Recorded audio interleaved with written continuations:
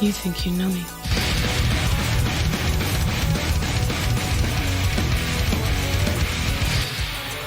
On this day, I see clearly.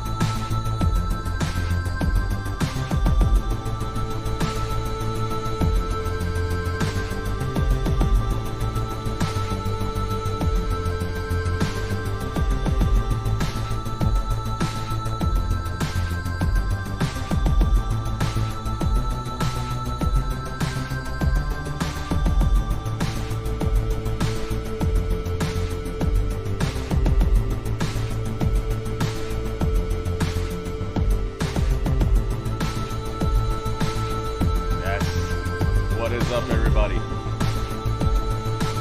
Oh, yes. What is up, everybody? It is about that time. Oh, let me make sure I got this. Make sure I got this all ready. What is going on, everybody? It's time for the rawest of Mondays. Welcome. What's up? Gaming Every Day's in the house. We got Panda in the house. We got George. Happy New Year's. George is in the house. Ringmaster. Mo. Lego Soccer? Lego Soccer said it too. Happy New Year's. I love it. We Rupt is in the building. What's going on? The Wabbit is here. Thank you guys for all the follows. I see a bunch of follows coming in here. We got George recently followed just a few seconds ago. We got Black Doll Diamond. That's cool. That sounds like a horror movie, but also mixed with like some sort of treasure hunt. DSR Project, thank you for following as well. Thank you for all my moderators who are showing up. What is up? What is up? Uh-oh. Uh-oh. Daddy's home. Uh-oh. And this crowd, and they're now ready for the surprises. I mean, they're ready. Yes. Dude, we Rupt. Thank you so much. The Wabbit is home. How many bits was that? 70 bits. Holy moly. Let's get it cracking. I gave you crowns, but that is actually the second biggest cheer of the day. It's all appreciated, though. Oh, and also, what's up, Big Red? I didn't say what's up to Big Red. All right, so we're starting off with a recap of what Randy Orton was up to last week with all his bullying, high school bully stuff. At last, a host with class. Big Show doesn't have the guts to reintroduce himself to the legend killer, so I'll be on my way. Hey, thank you for the hosts. Thank you for hosting. Here's Mark Henry, the world's strongest man, showing up on a scooter. Thank you. Showing up on a Do you want me to scooter. hit you where you stand, or do you want to pedal your ass on out of here? Randy was on one last week, man. That was. Get out of here! I actually liked it. Scoot on out of here! Did a good job of like not letting the legends overshadow the superstars who are actually on the show. It's been a while. I had so much confidence, Yeah. and I believed in you. Hey guys, make sure you tweet this out. Let the world know the truth. You taught me everything I know. You're the dirtiest Thank you player for in the being game. here. At least you were. Yeah, they did the exact opposite of letting the legends overshadow the show. They let the show overshadow the legends. Not a successful toast. Elijah's in here. Volterra's here. You're afraid for the Royal I Rumble. see a man that looks like Ric Flair. They're testing all their people though. You No are reason to be not scared if you're the testing man everybody. That taught me damn near everything I know. You are nothing now than a pathetic, old man. Randy just giving it to people last week. Yeah, it looks like it has you stuck on the. Oh, there it goes. There it goes. He changed it. Raw Legends Night. We are live from the award-winning and critically Let's go, acclaimed baby. WWE ThunderDome. Welcome everyone to Monday Night Raw. See if we can see Danny the Motor Potter out here. Oh my goodness, dude! I almost forgot he was supposed to start things off. It's time to play the game. Just has like this feeling to it when you hear that guitar hit. It's epic, dude. Nutty successful toast. That sounds like a good meal.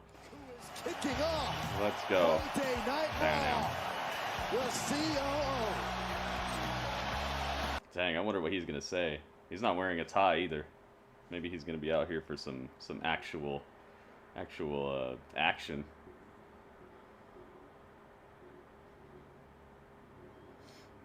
I wonder who decided that style was what's up. Having like a non-matching suit, having like black pants and a gray jacket.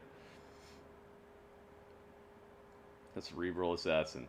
Yep, he's gonna mention me. That's what's gonna happen. He's gonna tell everybody that I've officially declared myself for the Royal Rumble. Yes, Triple H versus Randy. That'd be crazy. That would definitely be a reason to watch the Royal Rumble. Making his way to the ring. Has Triple H ever had pyro? I don't think he's ever had like fireworks. I might be wrong though. Triple H with Evolution again. If they could put Evolution back together, that'd be. You'd probably have to bring up Undisputed Era to tackle that. And even they wouldn't be able to step. Triple H. Here we go. What does he got to say? I still got it. Listen to him. I still got it. It's been a long time since I've got to say this, but welcome to the ThunderDome. Welcome to Monday Night Raw. Let's go. DX Pyro, yeah, the chop, yeah, the chop Pyro. It's a really difficult time. Oh boy. Dang. Randy didn't even let him talk. Here he comes. Randall Keith. I wonder if this was kind of the plan anyway? Probably not. Randy's coming out here. He's got a microphone.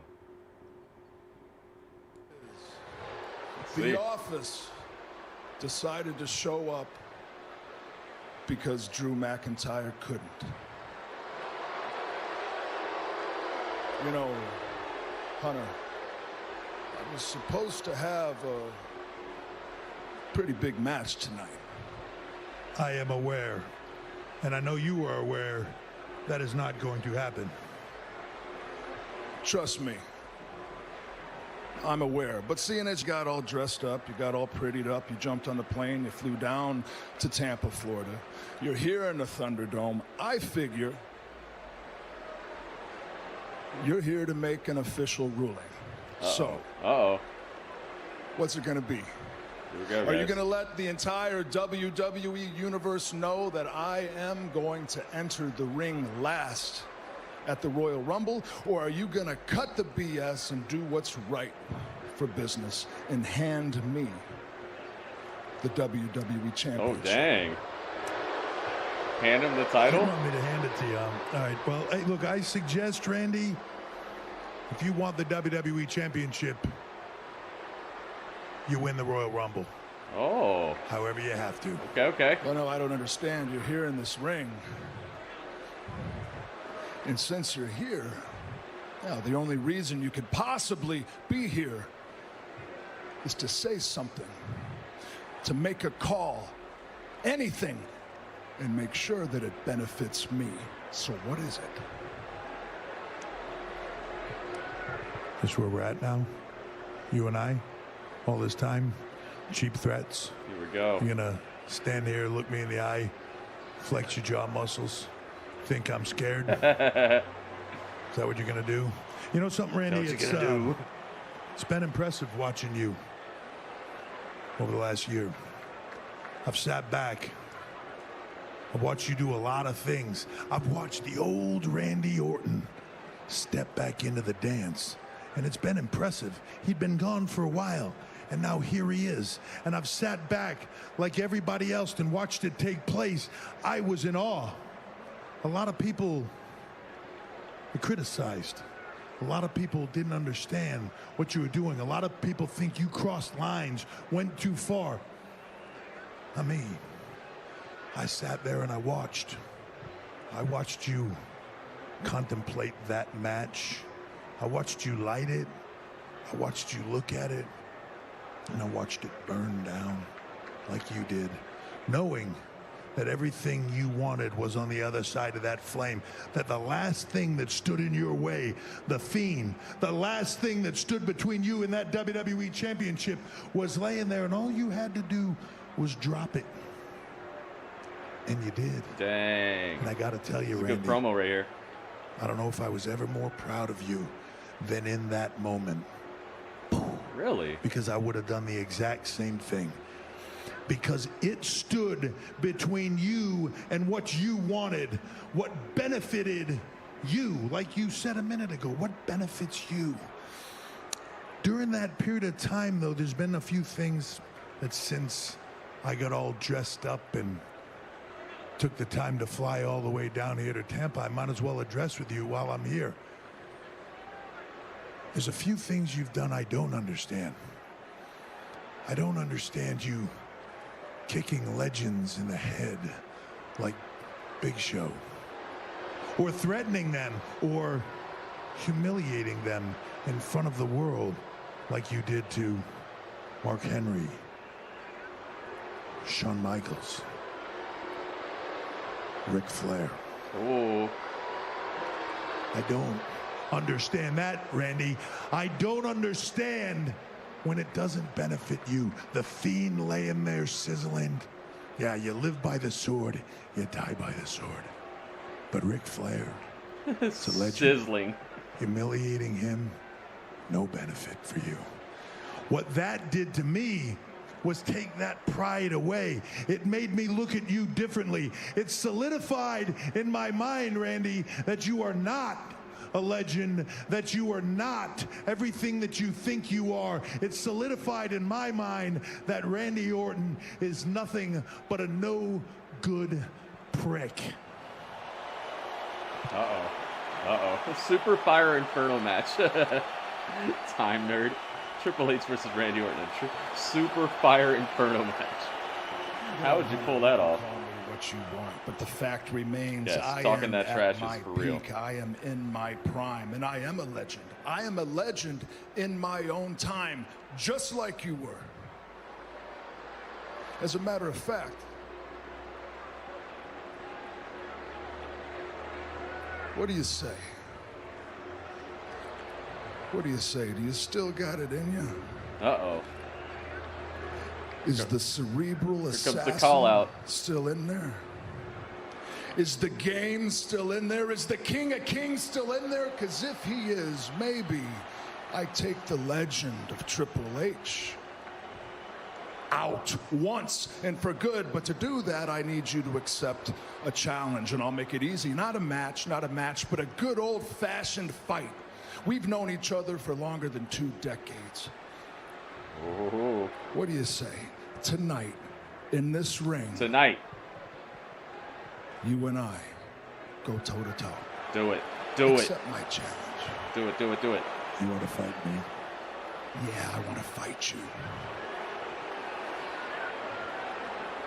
You're smart enough to know when someone wants you to do something, you don't give them the satisfaction.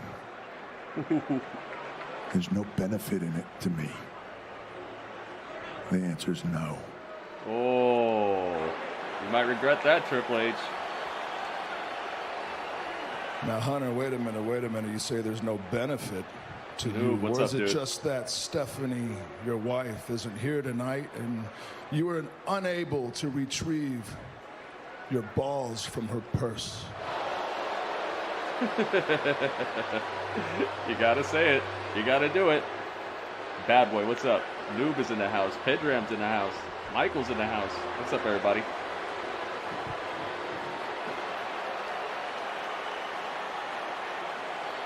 Uh-oh. Triple H came back. Oh! He clocked Randy. He hit him so hard he rolled all the way out. Man, this is a good way to start a Raw, dude. And Randy's just smiling. Holding his jaw, he's just smiling. I guess that means yes. Got you. Checkmate. Checkmate. Dang, the Viper slithers his way all the way up to the King and puts him in check. Checkmate, baby. We're getting Randy Orton versus Triple H tonight. Okay. Now that's how you start a Raw, dude. That's how you start a Raw. I don't want to hear nothing about no new talent. That's more hype than anything that they were going to put out here with anybody else. That's epic. That's a Mania match. It is. But hey, if we get it tonight, I'm cool with it too. If Triple H does indeed accept Dang, dude. Wow. What a segment. What an opening. That's the type of stuff I want to see. It's good to sprinkle that stuff throughout. I really understand, you know, getting brand new superstars some action and getting them, building them up as well. But dude, why not every now and then put something like this on? All right, so they're re-showing what happened last Monday with Charlotte Flair and her dad. Ric Flair, she took care of Asuka, then this. See that match before? Yeah, we saw Kenny Omega versus Phoenix before too. Doesn't mean it's not good to see. all throughout the match, which without question You can infuriated have grilled cheese one time in your life? Now the Just because question we've is, had it did before Ric doesn't mean Flair, it's was not that an good. accident? Was he trying to go after Peyton Royce? Because Peyton Royce, Especially if you pinned just his don't do it daughter, too pinned often. the women's tag team champions. Ric Flair claims he was trying to Oh trick my Peyton goodness. Royce. No. Maybe not. Stay out of my business. Dudley says hi. Oh my goodness. Dude. It's RKO Mania. Last week, throughout your match, Lacey Oh my Evans goodness. shamelessly flirted with your father. Do RKO. you think that she has... I think the word you meant to say was classless. Dude, thank you for And the if you bits. think 100 Lacey Evans bits. is the first woman to hit on my Holy dad moly. in front of me, no, she's not the first, and she won't be the last.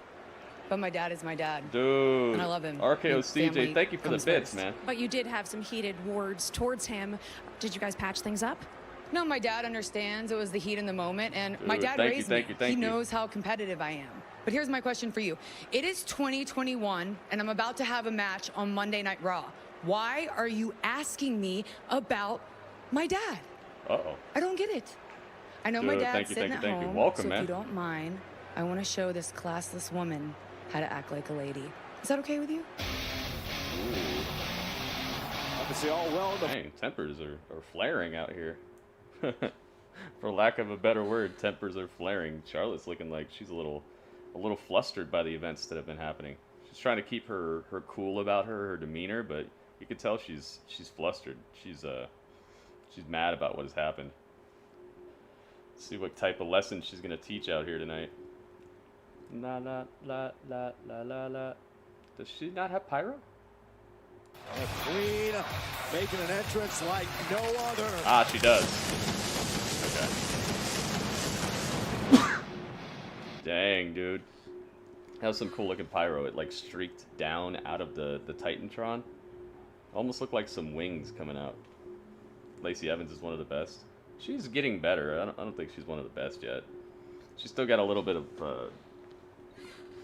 green in her, but I think that's because of like how quickly she got called up. They called her straight up and just put her in the main event type of slot real quick. She didn't get much time to marinate. Oh, now we're backstage with Lacey. I just spoke with... I got this. Look, Charlotte just needs to calm down, grab a sweet tea, sit on a front porch swing, and take some deep breaths. And realize that last week I didn't flirt with anybody that didn't want to be flirted with, okay? Ric Flair may be Charlotte's daddy, but to me, he is a charming, handsome, powerful man's man. And what lady wouldn't want a little bit of that sugar? Uh-oh. Dang, you can tell what she's trying to do. I don't think she really likes Ric Flair, but she's trying to like drive a wedge between them. Tonight, And this get one under is for Charlotte's you, skin. sweetheart. Woo! Here we go. Quite a little mess there from Lacey Field. Hey, Dudley. Lacey's here. Is she wearing the... I don't know if she's wearing the Dudley pants. We're going to find out. I like it. Yeah, we got a big fight feel tonight, that's for sure. Thank you, Panda. Yep, Charlotte versus Lacey. I have a feeling this is not going to end well for Lacey here.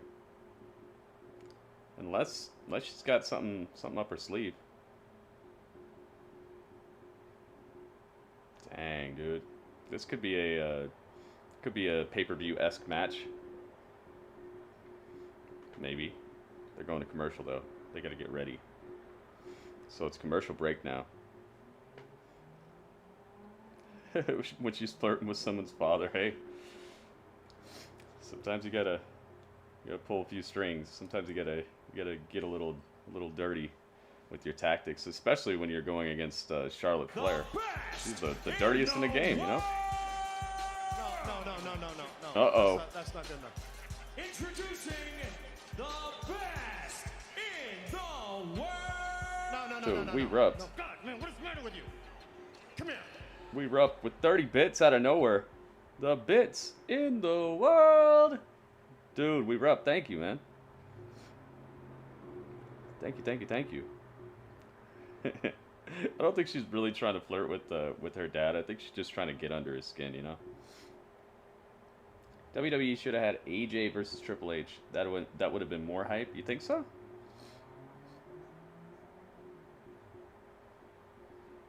Maybe. Hopefully we'll find out someday. Lacey already got a husband. Man, that doesn't stop some people. I'm sure you've heard it. I'm sure you've seen it. Hey, thank you guys for favoriting the tweet. Retweeting the tweet. Spreading the word. Let the world know. Monday Night Raw, baby. This is the place to be. And we got what it takes to rock the mic right. AJ versus Triple H. Yeah, that could be good. I would definitely not object. They could make it make sense as well, because remember when AJ like clocked Vince McMahon backstage when Vince was like, "I want to see it. Show me who you are. Show me, I want to see it." And then AJ just clocked him, knocked him to the floor. Could kind of like hook back into that angle, because they never followed up on that. Could say Triple H wants to stand up for Vince because that he hasn't been right since, and he knows Vince can't really go out there and fight AJ, so AJ just kind of bullied him, but Triple H won't be pushed around. They could kind of hook back into that little rivalry. Whatever that was, who knows? that was so strange. They just put an end to that right away. They're like, "Ah, nope, stop." Dahan? I'm gonna call you Dahan. Dahan, what's up, dude? Welcome to the stream. Emerson, what's going on? AJ and Triple H never had a feud with each other. Yeah, that's what I was saying. But they could make it. They could make it a feud by just bringing up that time when AJ clocked Vince McMahon and he never got his comeuppance for it. They never really revisited it. They could utilize that. Be an easy way to start the feud up. We wouldn't have to really stretch that far, you know. All right, Charlotte versus Lacey. Who do you guys got? Who do you think is winning this? But coming into this evening, the WWE champion, I think Charlotte's winning for sure, or there's going to be some shenanigans. The champion himself to explain. Oh, hang on. How are you, WWE Drew McIntyre. Universe? I wish I could have been there with you all tonight in the ThunderDome, but unfortunately, as I'm sure you've heard already, I tested positive for COVID-19. Now, I'm one of the fortunate ones with no symptoms, but I assure you, COVID should not be taken lightly. Don't think you can't catch it, because you can. If it can happen to me, it can happen to anybody, and the only way we're going to be able to stop this thing is by working together. So please, wear your mask, follow social distancing guidelines. It's not just to protect you, it's to protect everyone and their loved ones. I'll see you all really, really soon. But until then, stay safe. Oh, nice. Okay. So he's not getting stripped or anything, as far as I know. Very nice. That was some good news right there. He's asymptomatic. We turn our attention back to tonight's action. You hope Lacey wins. On Monday Night Raw. She might be able to pull it off. She's definitely under Charlotte's skin here. Against Lacey Evans. And you've got to believe the tactics taken last week by Lacey Evans. Find out. Ric All right, they're locking up. This match is underway. We're to get in the Queen's Charlotte head. just pushing Lacey to the corner early. I'm sure Lacey Evans got inside the head of the Queen, but not in a good way. Charlotte Flair doesn't need extra motivation to want to put a whooping on you. Could have been from anywhere. Charlotte Flair before the break. These people don't just like live in the arena; they have lives outside of this place. At the same time, hold on a second, trying to catch Evans early on. Could have been from his Uber Eats. Who knows, man? Lacey Evans to actually dedicate this match to the Nature Boy Ric Flair. I mean, could you blame her? I mean, obviously Ric Flair was quite the admirer of Lacey Evans last week. I mean, she's just trying to reciprocate. Could have been from his Uber Eats. Could have been from a little kid sneezing around him or something. The Southern Belle wanting no part of it. Charlotte Flair, of course, already one of the announced superstars. I'm glad they're locking it down. Rumble match, which takes hope it gets better. 2 weeks from Sunday. It gets better soon. Streaming live on the WWE Network. We're going to give COVID a Claymore kick. WrestleMania. Yes. Absolutely. Charlotte Flair knows what it's all about to win the Royal Rumble. She has a chance now to win the Royal Rumble match 2 years in a row. It's like you said, you just got to keep yourself safe and keep the people around you safe. Mask up if you're going somewhere. Promise you right now. Wash your hands. Charlotte Flair is thinking about is teaching Lacey Evans some respect. Lacey getting the chest slapped off of her. Woo! Dang, he slapped her all the way to the ground. Match, Byron. It's an over-the-top rope battle royal rules for the Royal Rumble itself. You got to throw your opponent over the top rope. Leaping gazelle knee by Charlotte, just cracking the chin of Lacey now, rolling her to the middle, looking for the pin. Nah, Lacey's out of there. It'll take a little more than that. Charlotte Flair used that last year to head to WrestleMania, wound up facing Rhea Ripley and winning. Can you tweet Drew later? I probably won't. I don't really tweet all the people who come down with COVID, because it'd just be a long list, dude. Might be a little bit thrown off her game by Lacey Evans going after her family, but Charlotte Flair, she said it. She's been through this before. No, absolutely. I mean, when you I don't want to get into the like habit of tweeting people when they come down with it, because then I'll never be able to actually stream. I'll be sitting here all night. It just seems it's like, how many people have it right now? Like millions. Whoa. I'll just make it be known that I hope it gets better. I hope everybody gets better. I don't want anybody dying from it or being sick or having symptoms. I don't want any of that from anybody. Here against Lacey Evans. Trying to catch. Plus, I don't want it to seem like he's more important than other people who come down with it either. So, just know I care about everybody who's come down with it. I hope everybody recovers. This is where the dismantling starts. And Joe, this could be over early. Yes, it could. But I'll favorite your tweet if you tweet about it. Go for the figure four. Lacey Evans gets to the bottom rope. That'll break up the submission attempt. And wisely so. A little frustration, perhaps, from... Oh, wait. Ric Flair's here. Wait a second. Uh-oh. Yeah, that's true as well. That her father, Ric Flair, was at home. Wait. Ric Flair is here. Can't keep it doting. He's here. Uh-oh. He's doing the strut. Look at how happy he is to be here. The Legend Killers Challenge tonight. Triple H versus Randy Orton. Woo! I see you back there. I see you back there, Ric Flair. Ah, he danced right into the commercial break. Woo! Lacey looks very patriarchal. Yeah, she's an ex-Marine, isn't she? Marine or Navy, something like that. I think it's Marine. Good, no one's spoiled. Ric Flair's like, woo! She likes me, woo!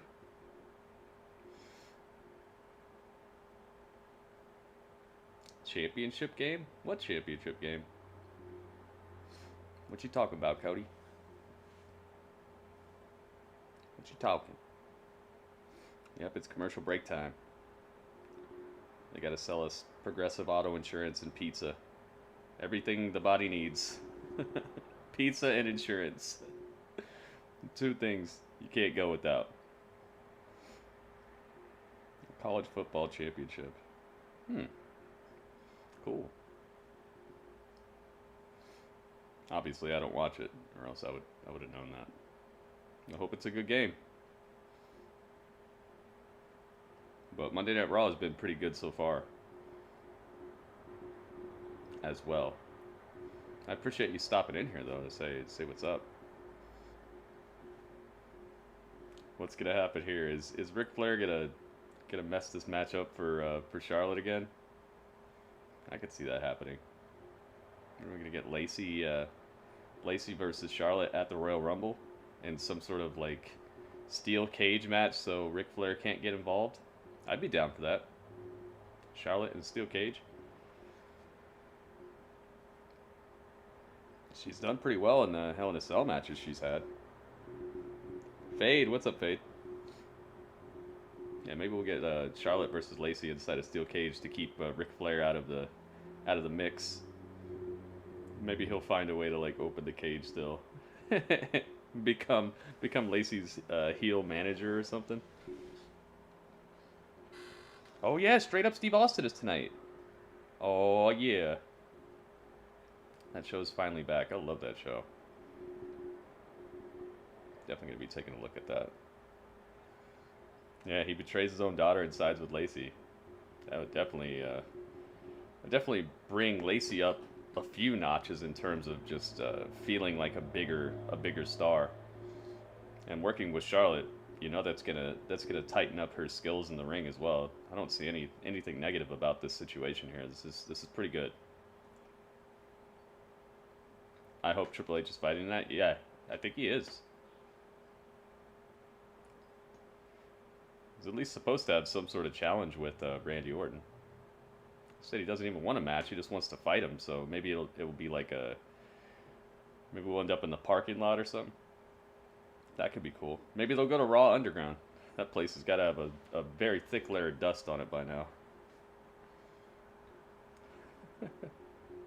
They better send in the janitorial crew real quick.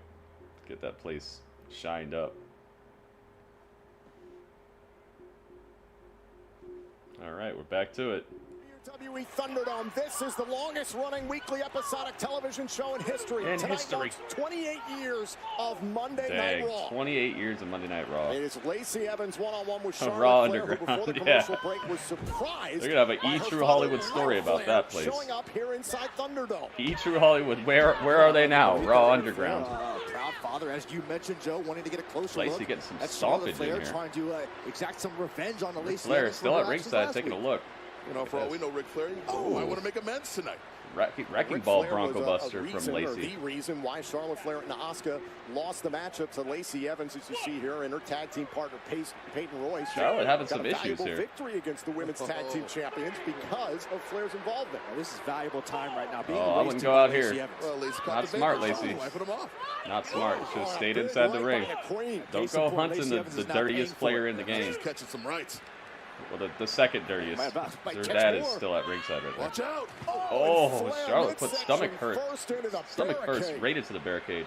Count of 5. Both superstars have to the count of 10 to get back inside, or else risk getting counted out, losing the matchup. Now Lacey Evans back in pursuit of Charlotte Flair. Back like inside. SmackDown versus Raw over here. Lacey with the strut and the blue outfit, and Charlotte with the red outfit. Knee drop there, and what's this? Oh, I thought she was going for an exploder.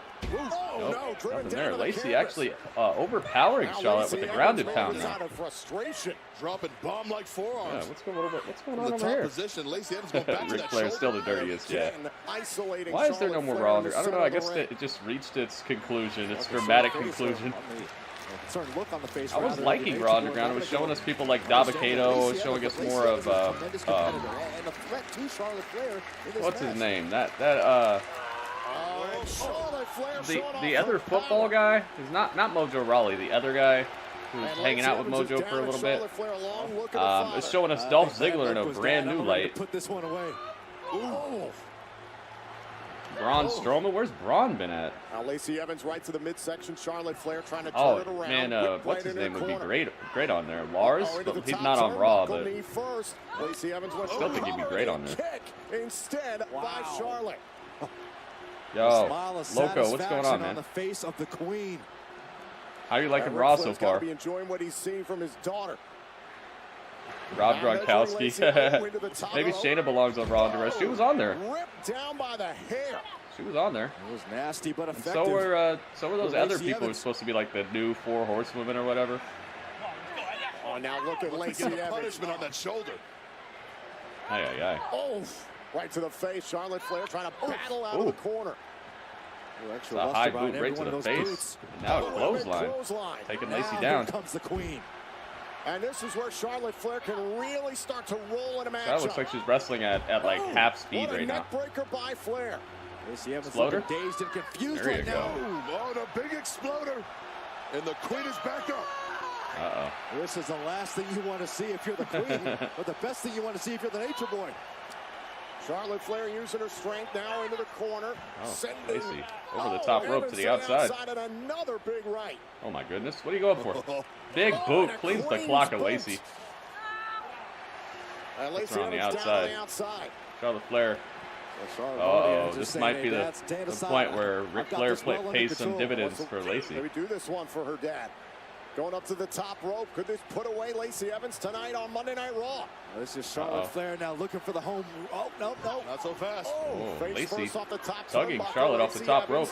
Catching a backbreaker for her troubles, though. Turnbuckle herself. Now, Charlotte Flair picking her. Oh, natural selection right by the Natural ropes. selection near the ropes. Could this put away Lacey Evans? What? Oh, Ric Flair got Lacey's leg and put it on the rope. Gentlemen, there's no speculating about what we just saw. Ric Flair just helped Lacey Evans continue in this match. I don't He understand put Lacey's this at all. leg on the rope. He's like, no, I didn't do anything. I didn't do nothing. Oh my goodness. Oh, wait for the woman's right. Wrong leg, Charlotte. Yeah, that was a little boccio right there. A little bocce on the placement and everything. And Lacey turned the wrong way for the pin too. Oh, crossbody. Wow, he actually cheated his own daughter like twice, 3 times in that. Oh my goodness. There is strife with the dang. Oh, he's hugging Lacey and everything. What? So he not only put Lacey's leg on the rope so that the ref would break up the count, then he grabbed Charlotte's leg when she was going for a suplex back in the ring, and it caused Lacey Evans to come down crossbody on Charlotte, and as she was trying to kick out, Ric Flair grabs Charlotte's leg over the apron like this so she couldn't kick out, and the ref did the 3 count. So he literally won the match for Lacey. Wow. Juju, what's going on, dude? Did Dudley tell Rick to help Lacey out? I think he might have. Dudley's becoming more and more powerful. He's got some friends. He got a free PS5, you know. That's gotta mean something. Yeah, that is interesting. Very, very interesting. And they actually are like hugging on the way out. They went straight to commercial. She was like playing with his tie and he's just hugging on her. Oh boy. Ric Flair's trying to attain some of his youthful vigor. And Lacey is helping him with that, I guess. Man, this could definitely lead to something. I think maybe at the Royal Rumble, like I was saying, maybe like a steel cage match between them to keep Ric Flair out of the business there. Dudley did save the world. Yeah, he should have a little bit of props. He did. He saved the world. He gave the dud hammer to the soulless king. He was trying to take over. We saw what would happen if he wouldn't have done that. We'd all be part of the soulless army right now. Luckily, we all have our souls still. Except for Ric Flair, maybe. Looks like he might have sold his soul to the Marines. Man. Matt Riddle, he was tweeting about how Bobby Lashley should give him a title shot. What do you guys think? You think Bobby Lashley should give Matt Riddle a title shot? I think Matt Riddle's going to get so far under Bobby Lashley's skin that Bobby Lashley's just going to put it on the line anyway. So happy to see Lacey win. Yeah, dude, I like the story with it too. It was a pretty okay match. You could tell Charlotte was going a little slower. Like I said, Lacey's not quite there yet. She's still got some tightening up of the screws to do. She could definitely get a little better, a little smoother in the ring. She's still making mistakes here and there, which is understandable. Her amount of training is so much lower than most main eventers right now. She's just got to get some more time in the gym, some more practice. I don't think she's incapable of it. She's absolutely athletic. She's got a good look. She's okay on the promos too. I think her future is pretty good looking. Especially they got her in a program with Ric Flair. I mean, that's legendary right there. We shall see. Yeah, if Bob gets annoyed enough. He looks like he is annoyed enough. Remember last week he was like swearing on the mic and stuff. I think Matt Riddle might almost have Bobby Lashley over the edge, where he's just gonna put the title on the line anyway. And you know, if the bro gets a chance at that title, they might just put it on him. I could see him wearing it. Yeah, Charlotte Flair being back has already made the women's division more of like a factor to look at. I agree with that, Ringmaster, for sure. That's Bo Show. Dude, I love Monday Night Raw. Sometimes I don't, but this one's stacking up to be an okay one. Dude, I can't believe the Steve Austin show's coming back. Straight up with Steve Austin. I wonder who his first guest is. We'll find out. We're backstage with Ric Flair. Backstage with Ric Flair and Lacey Evans. I think I'll change at the hotel. Uh-oh. Lacey and Ric Flair going to the hotel. I'm still, like, my mind is blown right now. Ric Flair is... Wait, I don't even want to speculate. What is Fletcher? Put the U.S. title on Dudley. He did have it for a second. I think, yeah, he still got it. Dudley is the U.S. title holder.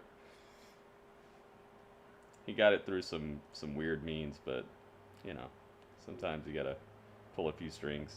They're all over WWE ThunderDome. You could not ask for much more in a WWE Championship match. Legends looking on, and Keith Lee and Drew McIntyre gave you everything, and I mean everything they had. I mean, destruction. That match was good. Drew McIntyre versus Keith Lee on the Legends night. It was a pretty good match. Fabulous effort by Keith Lee, but pretty well done. It was Drew McIntyre standing tall, as were the Legends in support. So they're replaying what happened last week on Legends night. McIntyre still your WWE champion. Fade, what's going on, dude? How's Raw? Keith, Raw's been all right so far. You were so close of achieving your dream of becoming WWE champion. Keith Lee backstage. How do you bounce back from a defeat like that? Listen, Drew's a hell of a competitor. There he is. There he is, Keith Lee. Ah, it's Sheamus. I'll be looking all Fella. over the place for you. Did you come here to rub my loss in my face? Because if so, don't. Listen, there's nothing I'd rather do than kick you when you're down. Yeah, I know. But you marched into Claymore Country last week and you put on a hell of a fight, fella. Now, more importantly than that, you earned Drew McIntyre's respect. And sure, if Drew respects you, then I do too. So how about it, mate? We'll put it all behind. Uh-oh, it's Miz. Woo! Ever hear of Millionaires Row?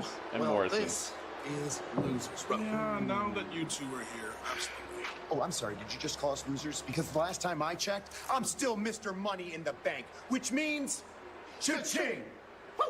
Hey, Kate, you ever seen that movie Dumb and Dumber? Yeah, but the question is, which one is dumber? Oh. He is.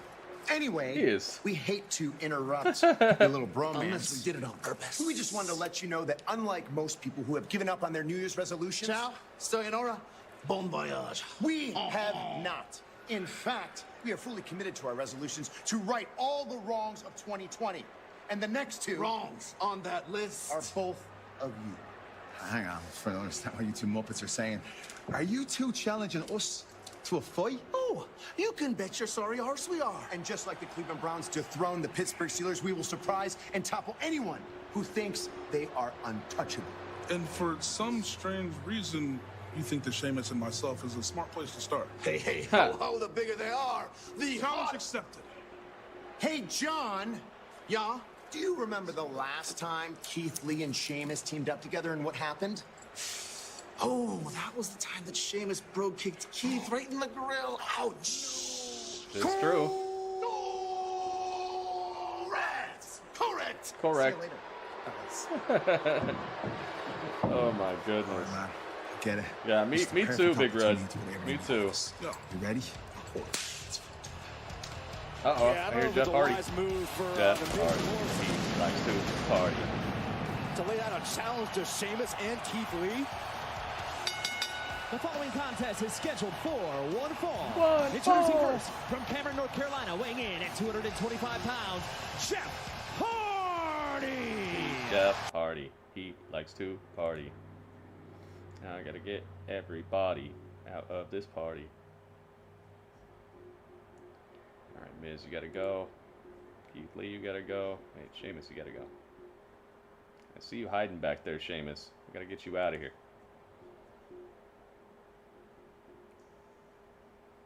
All right, Keith Lee, you gotta go. Here comes Elias and his, I don't know, lapdog? Injury while recording music Jackson Ryker. This guy's so buff. The worst news is that tonight you have to face Jackson Ryker. Oh. A man who, after last week, has a lot to prove. Okay, okay. I'll do whatever it takes to prove my allegiance to Elias and the universal truth. And that it proves going through you, Jeff. You see, Elias uses his music to create and inspire, and tonight I am inspired to destroy. They should sell those hey hey ho ho glasses. Do they not sell them? He suffered a debilitating injury. I guess some injuries are going around. Jared Goff with the LA Rams. Dang, okay. So is this Jackson Ryker's first match in like 2 years or something? Jackson Let's Ryker go. versus Jeff Hardy. We have the Jeff Hardy versus Jackson Ryker. I did not expect to see this. Suffering from your art, you know what I mean? I'm in the studio, this is like, I'm playing nonstop. They never let him wrestle. They didn't even let him wrestle when he was in NXT. What exactly happened to the thumb? Well, you play guitar enough. I mean, Universal Truth for Jimi Universal Hendrix Champ. ever heard Oh himself in boy. the studio playing as hard as he did. No, that's something Elias Oh my does. goodness. Jackson Ryker propelling himself right into the second. Oh my goodness. Twisting. That was. You know, wait a minute. It's like a twist of fate, but like he twisted Jackson all the way around. Oh, 24/7 roll up by Jackson. He's got the. Oh, he got the. He had the tights, dude. He had a belt. Jackson Ryker. Wow. Well, there you go. That's one win. Elias has an injury which he wouldn't actually clarify. Dang, Jackson Ryker gets the win. They better reset that. Come on, man. Get in this ring and face me. It's not the blisters, man. Tell some universal truth. It's the fact that you're afraid people will see that Jackson Ryker is better than you. Oh. Come on. Then I'm going to destroy Jeff Hardy, okay? Don't get involved, okay? Don't interfere in the match. Don't interfere. I guess we're going to see Elias and Jeff Hardy after all. Dang, okay. Special delivery. Good. Somewhat double the action. Somewhat double the Jeff Hardy. So Elias has he has accepted the challenge, and they're going to commercial. All right, Elias. Got under his skin real quick. He's like, nah, Ryker's better than you. I don't know if that's true. This is the first time I've seen Jackson wrestle in like 2 years. When's it gonna happen? Right now. They're fighting right after this commercial break that they're on right now. There's the Geico lizards trying to get me to get some insurance. Why do I keep doing matches like this? First Apollo versus Big E, now this match. I feel like it's it's like one part of the creative team isn't talking to the other part of the creative team. I think AEW does this a lot as well, where like you'll see one match with a certain type of outcome where like somebody loses, then people come out, or like it has a certain type of outcome, and then later on in the show you'll see the exact same outcome, the exact same finish, the exact same everything to end the match. Like even Jericho was mad about this with the AEW. He's like, dude, we need to talk. Everybody involved needs to talk, so we're not doing the same thing twice. I think that's probably what it is. There's like a creative team for Raw, creative team for SmackDown, and they just don't really talk to each other. So they repeat some of the spots without conversing with each other about what they're going to do that week or what they did last week. So I would say that's probably what it is. Just one hand not talking to the other. It happens. That's why I'm very happy when a show is very cohesive and has like a beginning, a middle, an end, and a storyline that goes throughout the show. That's a lot more difficult to do, but it has a better effect than just having several little segments that don't really interconnect at all. And that's where you can run into problems like what you're talking about, where they do the same thing more than once. Then it's like, dang, you miss out on variety, and on top of that, makes you look kind of amateurish. Like you're not talking to each other backstage. The creative crews aren't mingling at all. Royal Rumble. Rodney Mack? Who's that?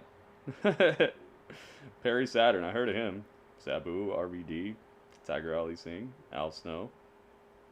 Coco Beware. I found out Al Snow actually, the Al Snow Academy actually follows me on Twitter. That was awesome to find that out. La Parca and Chervo Guerrero. Sounds like a pretty good lineup. I don't know who Rodney Mack is though. That's probably gonna get me roasted or something. But sorry. I keep it real. Just like ending every match with a roll up. Yeah, that's something that needs to go the way of the dodo, man. It's not the hypest thing. Sometimes it's cool. When it happens to like a heel who's just overly zealous and gets distracted, and you do it every now and then, but it's just so prevalent. The roll-up, the 24/7 roll-up has become the most devastating finisher in all of wrestling. I've seen more people kick out of like an attitude adjustment than than the 24/7 roll-up this year. Dang, what are they gonna do to follow up New Year's Evil, man? That show was awesome. That was like a takeover, man. I loved New Year's Evil. Dusty Classic is coming up. Does that start this week? Oh, I guess it does. Okay, well that's a good way to start. Good way to come off the heat that was New Year's Evil. Rodney Mack was managed by Teddy Long. I had to go back on the internet to find out about him. Yeah, I don't. That's just the one name from that list that just really didn't click with me at all. Managed by Teddy Long. Thanks to a distraction from Elias. Sounds like it was maybe kind of like a hardcore type of dude based off the rest of that lineup. Because he had a quote-unquote debilitating injury. Superstars even have finishers. Yeah, but they only use them like once a year now. It's better than using them like 58 times per match. I'd rather people just don't use them until they really need them than use them all the time and people keep kicking out of them and stuff. All right, so we got Jeff Hardy. He likes to party with Elias. Would be successful here, much like Ryker was. With an injured thumb, no, Byron. The Hardy boom drop. Right to the hand, it looked like on the attempt there with the drop kick, and then so Jeff Hardy gonna drive a wedge between these two, between Elias and Jackson Ryker.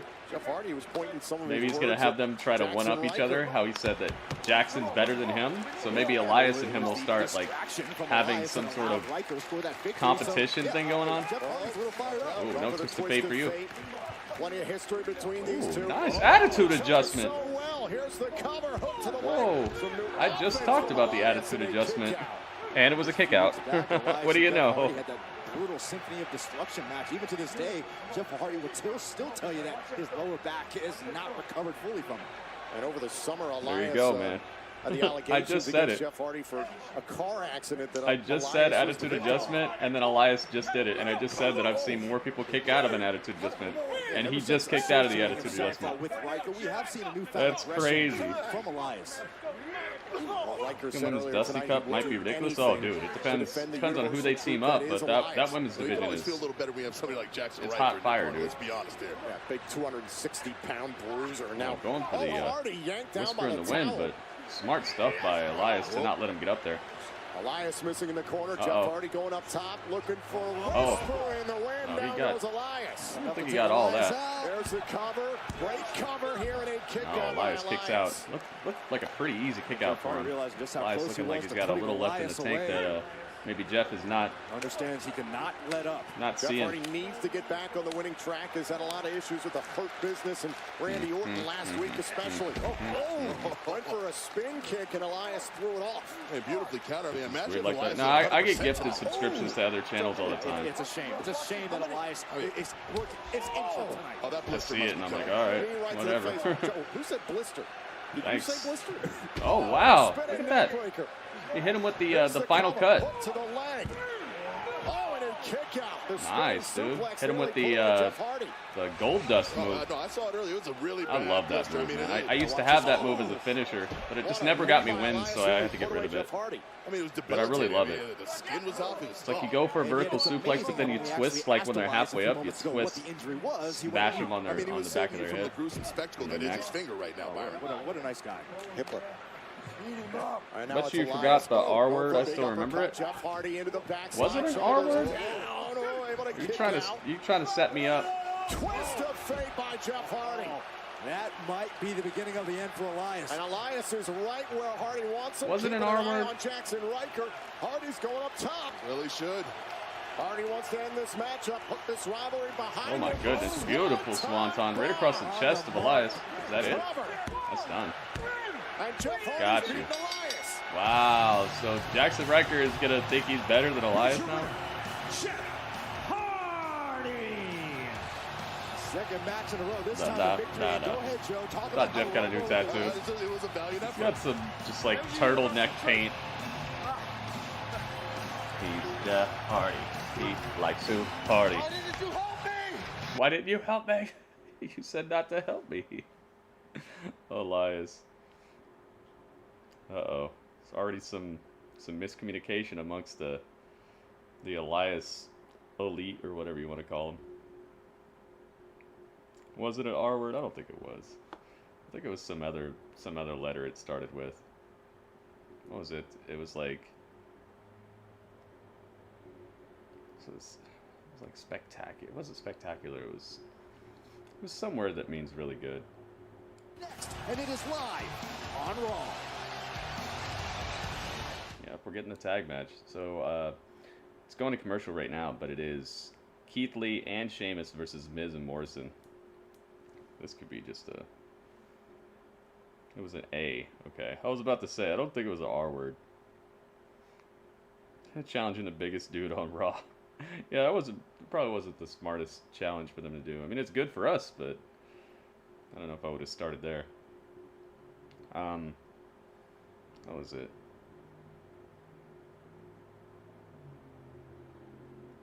Was it A? I still think you're trolling me.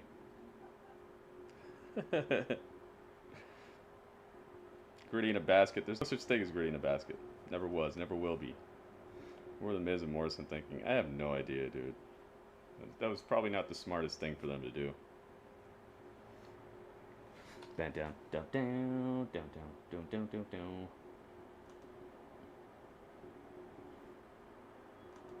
He's Jeff Hardy. He likes to party. He picks up the win, so he took a loss and got a win. I don't know.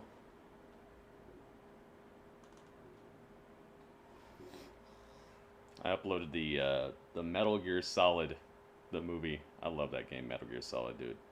It's got I put all the cinematics and all the explanations of what was going on, because I've been kind of thinking if I should include gameplay along with it, because sometimes the gameplay in between the cinematics can tell a little bit more of the story about where people are at and why they're there and stuff. So I've been thinking about like how to put together the editing. So I decided to put in all the little explanations of like what's happening after this particular cutscene or after this particular conversation, so that it makes more sense. So yeah, that's on the YouTube right now. I got that. I also got the Silent Hill 1 and the Silent Hill 2 up there. I'm on like a Konami kick, but I'm also thinking about which games I should do next. I was gonna do Resident Evil, but Capcom recently like came out with these like their new rules, and on their new rules they said that they weren't gonna allow people to just like they were gonna allow people to do gameplay, but you couldn't do stuff like what I'm doing, where you're documenting like all the cutscenes to put together a full-on movie experience. So I was gonna do Resident Evil, but I think I'm gonna skip that for a bit, at least until I find out if they're really buckling down that hard. I don't want no beef, especially not with Capcom. All right, so they're replaying what happened earlier tonight from Randy with Orton. Triple H and Randy Orton. What do you say? Tonight, in this ring, let's go. You and I go toe-to-toe. Accept my challenge. You want to fight me? Yeah, I want to fight you. You're smart enough to know when someone wants the you Quiet Man movie. To do something, you don't give them the satisfaction. The Quiet Man movie. I could do it now because we have the words unlocked, so we could actually hear what they're saying. The answer's no. That'd be a funny one. Now, Hunter, wait a minute. You say there's no benefit. Daniel. Or is it just that Stephanie, your wife, isn't here tonight and you were unable to retrieve your balls from her purse? The Quiet Man movie.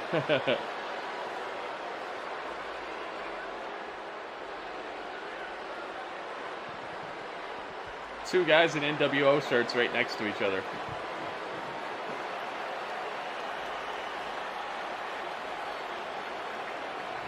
Ready? Oh, ready. Just punches him. And provoke Triple H. Randy.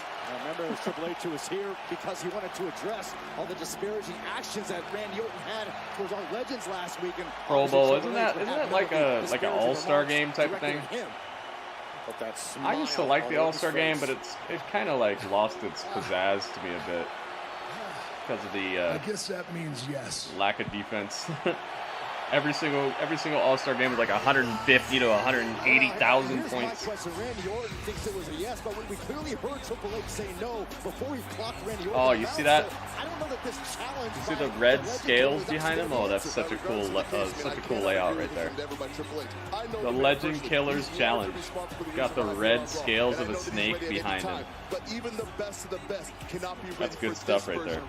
This vicious Randy Orton. I hope the NXT roster is watching that promo. Yeah. Either that or hanging out with Pat McAfee. That could help them too. Sheamus. Aw, yeah, I'm wearing my Sheamus shirt today too. The Sheamus shirt. I got a Sheamus shirt. I like his Titantron layout and everything. Very nicely done. Sheamus is here. Warrior pointed towards Keith Lee. We saw Sheamus earlier on tonight trying to make amends with Hot Keith Cookie, Lee. I'd prefer you not refer to my looks. Thank you.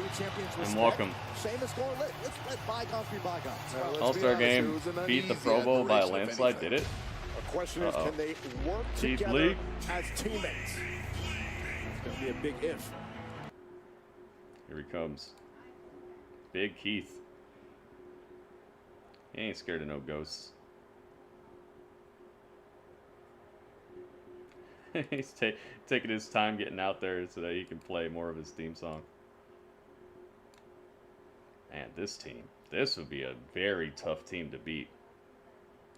And John Morrison here live on Monday Night Raw.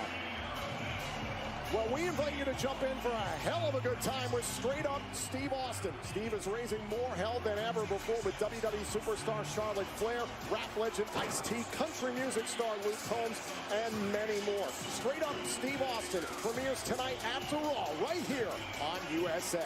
Oh, I thought they were gonna tell me who his guest was tonight. Oh well, it'll probably be good no matter what. I don't think there was one episode I didn't like last season. Even the ones with like country music stars and stuff, people I never even knew who they were or never really followed, it was still entertaining. Lee ain't afraid of no ghost. Like the MLB All-Star Game. That's because it's got the home run derby. I used to like all those things, so no Raw Talk. I'm still gonna do Raw Talk. I'm more interested in Raw Talk currently because of the feuds that are going on here, but I definitely, I don't think it'll be that long to where we'll miss all of Straight Up with Steve Austin. I definitely want to watch it though. Here we go. Miz and Morrison. Hey, hey. Ho, ho. Hey, hey. Slow-mo.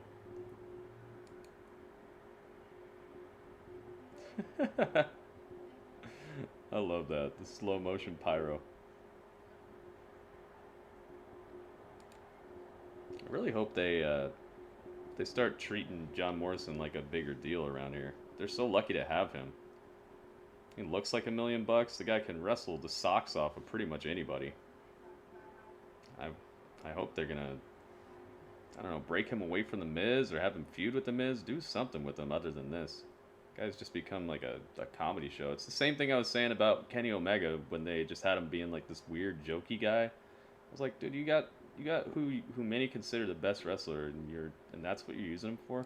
To start this off here in this tag team matchup. Let's get something going with this guy. Sheamus, how do you put the past in the past? Yeah, if you don't go to baseball live, yeah, I went to a live baseball game and it was a great experience. I've only been to one MLB game in my life, but it was awesome. Think about the early comer by Sheamus, kick out. Think about the common thread here. Also helps that we have like one of the best baseball stadiums out here. But there's one certainty I think here. it's just an incredible accomplishment. John Morrison and the Miz. Well, neither can most anybody else in the world, but good point. Now John Morrison able to bring Sheamus down. So it's Morrison and Sheamus in the ring right now. Sheamus, plenty of years here in WWE. What do you guys got? Do you think Morrison and Miz are going to find a way to pull this off, or you think that Keith Lee and Sheamus are just going to clean house? A tag made, and I will say this: it's Survivor Series. Sheamus and Keith Lee. That's where the Royal Rumble was. Sweep of SmackDown that night. Maybe they can rekindle some of that magic. I think we're seeing it right here, Tom. Look at the tag team continuity we're seeing. Off the knee drop, Lee into the cover, shoulders. I think it was the Royal Rumble. Able to kick out. Joe, what did you think of Keith Lee's performance last week, competing for the WWE title? I mean, it was a tremendous outing. And here comes Miz. He's out here in, I think it was Chase Field. Taking it to the Miz. Running into a brick wall. Down goes the Miz. Up goes Morrison. The Fiend is in the Thunderdome front row. Uh-oh. Look at this military press. Oh my goodness. Keith Lee with the military press easily tossing Morrison out on top of the Miz. There we go. All right. You do not want to see Keith Lee and Sheamus on the same page. They're actually working well together here. Uh-oh. Uh-oh. And now Sheamus back into the ring, hammering away on the Miz. Again, I still question the logic of the Miz tag. And Morrison challenging Sheamus and Keith Lee. A rolling senton. Is this what you really wanted to build momentum in your career? Let's be honest. I don't think they thought that Keith Lee and Sheamus would accept as a team. Keith Lee and Sheamus look like they're doing great right now. Got another bad tag, bad judgment call from the Miz, and seems to be a thing as of late. Always got to be careful with taking on Morrison, tag team champions multiple times, and a shot to the leg by Morrison. Joey, thank you for following. Yeah, it showed me you did. Thank you. Outside of the box type of thinking by Morrison. Thank you. Finds a deceptive way to get to that big tree trunk knee of Keith Lee. Well, Joe, you know what it means for years. Looks like Twitch did like a purge and they cleared out a couple of follows that I had. Something like 200, 300 followers just dropped off the map. So it's very nice to see some brand new people in here. Uh-oh. Oh my goodness. John Morrison. Look at the strength of Keith Lee. He's just treating Morrison like a bag of groceries. Oh, he broke the ring. The turnbuckle just exploded. Look at Keith Lee's face. He broke the ring. He's just laughing. I can't believe that just happened. Keith Lee just broke the ring. The top turnbuckle exploded off. Oh my goodness. Holy moly. Dude, he broke the ring. They had to go to commercial. They're like, go to commercial, go to commercial. Dude, this Raw is good so far. I'm liking this. The first hour of this has been just good stuff, man. I honestly thought this was going to be like the slow part of Raw right here. The end of the first hour with Morrison in this, but wow, I thought wrong. Dude, he tossed Morrison so hard against the turnbuckle that the turnbuckle came off. And now the top rope and the top turnbuckle are laying in the ring on top of Morrison as they go into commercial. And you saw Keith's face? He had the like legitimate like Christmas morning smile, like he just got the best gift. He broke the ring, dude. Can we break a chair on Raw Talk as well? Yeah, I think he did. Yeah, I think he did. You can't handle this in the ring, dude. That's crazy. I might have to take a little bit of an extended commercial break to get that fixed. Calling the ring crew out here. That's one of the beauties of live TV, though, man. Is you never know what's gonna happen. You can plan ahead of time all you want, but there's little things that can come up. I really love that. I really love that it's not pre-taped. I don't like pre-taped shows as much. I'll still watch them, but live is where it's at. I think that was intentional. I don't know, man. Keith Lee he's an okay actor, but he looked genuinely just really happy and surprised about that. That's Lee's gimmick, just breaking stuff. He's big, man. He's big. I don't know. Might have been on purpose. If it was, then they did a really good job of finding a way to just kind of sneak it in there, because we just had a match where people were climbing on the top rope. So if they loosened it, it had to have been like during the commercial break, and they were really, really quick about it. Real sneaky. Yeah, he looked like he was genuinely like excited and happy. Morrison needs a title. He needs something. I'm not necessarily the biggest proponent of like a title makes somebody look bigger. They just need to do something with him besides have him telling jokes and standing next to the Miz, you know? The guy's way too good to just be getting tossed around all night and every single night. So I don't know about a title, but I understand the sentiment. I know what you're talking about. They need to do better. They need to do more with him. Make him appear, utilize him for what he's good at. I understand he's a funny guy, but man, there's just so much more that they could be doing with him. He could still be a funny guy, but they could just make him appear to be more, you know? Yeah, it looks like they're taking a little bit of an extended break here. They're showing us what happened on SmackDown with Postman Pearce. This Friday, the winner of the gauntlet match gets Roman Reigns at the Royal Rumble. A shocking display of power. I pulled a few strings. You're in. Looking at Jones person, you get to see what goes down. Yeah, with them rolling up the mat and stuff, rolling up the mat, taking all that stuff out of there. I used to see them taping up the ropes when they had the cruiserweight matches. Friday Night SmackDown live this Friday. When they'd have the cruiserweight matches, they tape up the ropes all purple and stuff. Back here live on USA, all right, they fixed it. Monday Night Raw. Here's what happened before the commercial break in this tag team match. You see our ring crew working on the turnbuckle. Watch this. Yeah, he oh my goodness. Causes the turnbuckle to actually become detached from the corner. Watch yeah, again. He squished him in between the turnbuckle and it just destroyed it. I see what happened. It unhooked. Look at the surprise and the glee on the face of Keith Lee. He smashed it, and he smashed it just perfectly to where the turnbuckle came unhooked from the post. Somehow our ring crew, credit to them, got the ring back together. But yeah, that was cool. Into that turnbuckle appears. Welcome back, hot cookies. Have got to be real. Yeah, he smashed into it in such a way perfectly to where it unhooked from the post, because it is on hooks. That's what they do. They hook it in there and then they tighten it. And that's what makes the ropes tight. Ay, man. Good stuff right there. I think that was cool. Remember when Kurt Angle censored the "You Suck" chants?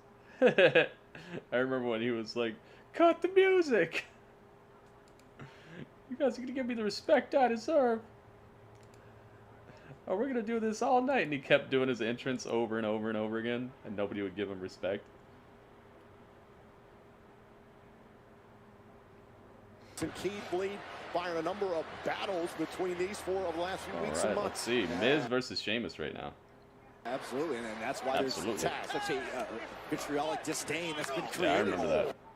Morrison's your favorite wrestler? Don't get me wrong. I wish he was cool like he used to be. He was just real jokey. You could tell he could still go. I don't think that there's a lack of talent there. I just think that there's just no what do you call it? There's no urgency behind utilization of him. Champions. Look at Sheamus trying to muscle. It's like they're like, he's already here. We'll use him when we want. Over 600 pounds. We'll get to it. To humanity on this team between Sheamus and Lee. Sheamus is almost there. Oh, he's trying to power. Let's see if he can get his way to the corner. Sheamus is trying. Now with Mr. Money in the Bank, The Miz. Money in the Bank. Muscle up The Miz. Nice stuff. Sheamus showing the strength. There's the opening right now. There's the opening for Sheamus. Gotta get to the corner. Oh yeah, their social media guy is all over stuff. They got clips up like, as soon as they happen. Sheamus. Their social media guy is crazy. Oh, John Morrison, Joe, with a. That's what I should do. If I had the ability, job by Morrison cutting off the ring and now immobilizing. I would definitely be doing stuff like that, but it's just so labor intensive, especially when I'm trying to just hang out with people and talk about what I'm seeing.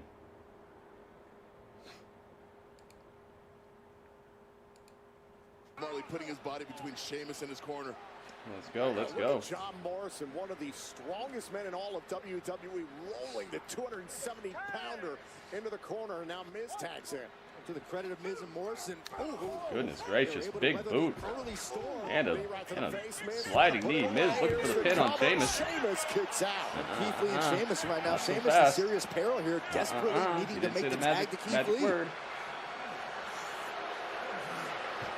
Miz and Morrison, anything they can do to that Inferno match take away was the something numbers who support the WWE Championship. Why do you always bring that stuff in here? Sheamus, like Keith Lee, it can only help them by. I only care about what people in here are talking about. Which they can do so for a WWE title match anytime. None of those other opinions affect my bottom line at all. Hey, ho. Come on, interwebs. You can do it. I believe in you.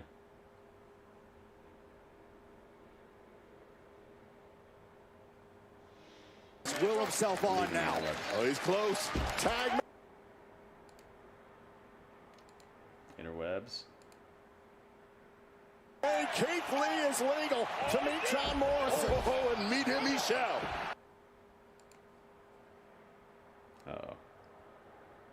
Projectile. Keith to the lead. He's this rolling. This is what Keith Lee does. Uh-oh. Dawson. Oh, my goodness. Trying to set him up. On the road we go. A big slam by Lee into the cover. Oh, jeez, man. You see that body slam? Oh, good stuff. Charlie, what's going on, dude? Welcome to the stream.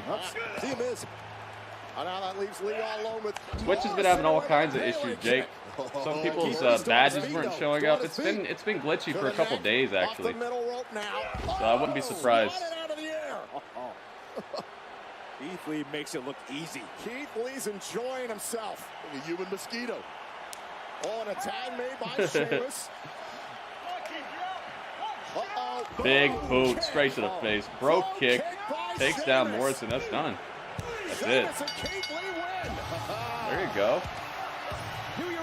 Dang, they're actually getting along. Keith Lee and Sheamus pick up the win. Big brogue kick and getting along. Now that's a scary picture right there. If these two actually wanted to come after these tag titles, whew, that could be crazy.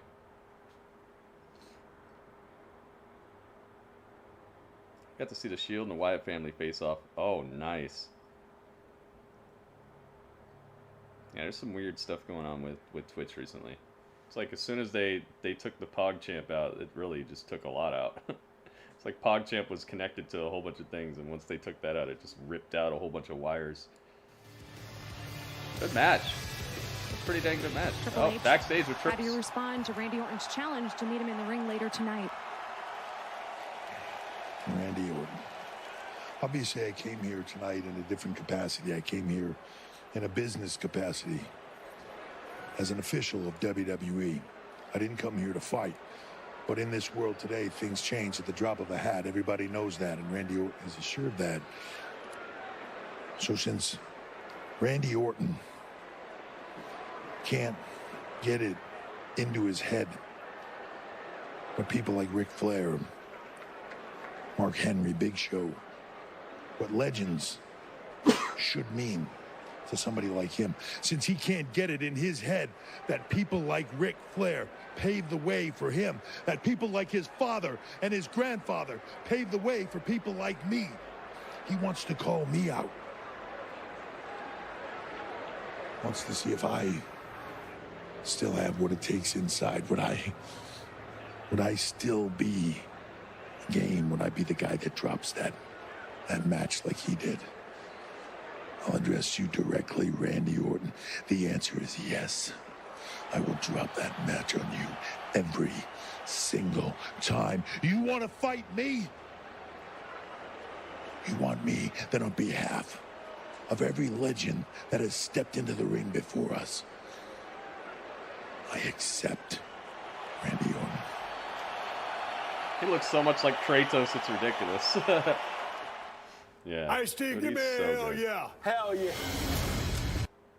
Dude, there's just a different feeling in the air when some of these legends they come back to give us a little taste of what was happening before. It's so good. I wonder what he's got in mind. You know, Triple H probably has a plan. He's probably not just gonna march right into a Randy Orton trap, you know? Yeah, he looks so much like Kratos. They should just make a movie while he's still in shape and all that, because he's still got it, dude. He's buff enough to be a video game character, like a superhero-esque video game character like Kratos is. He looks just like him. They should do it, man. While he's still got it, you know? Because how often do you get to see somebody who looks just like Kratos? I'm sure there's some people somewhere, but somebody famous like Triple H as well? They should do it, man. And put me in it. I'll be his son. No, I could be like some evil dude. I could be like the Black Loki or something. Give him some problems. Be a little trickster guy who's following him around and giving him problems.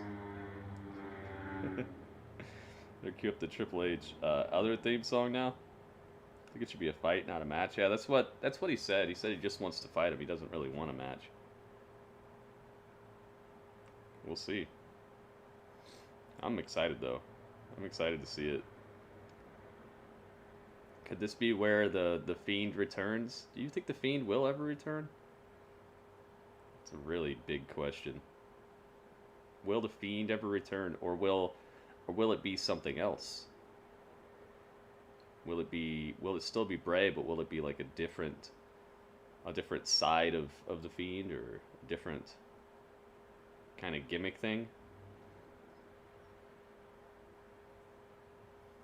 I don't know.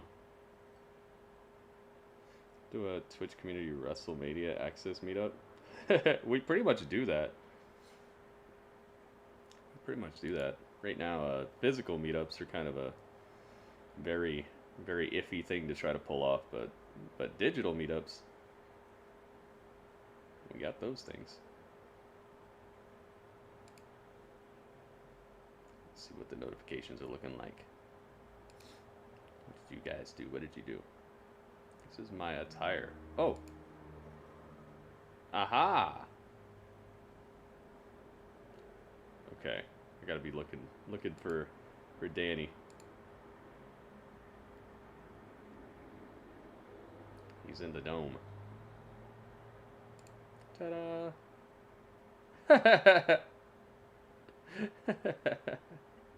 Panda, your cat in the chair. I just saw that now.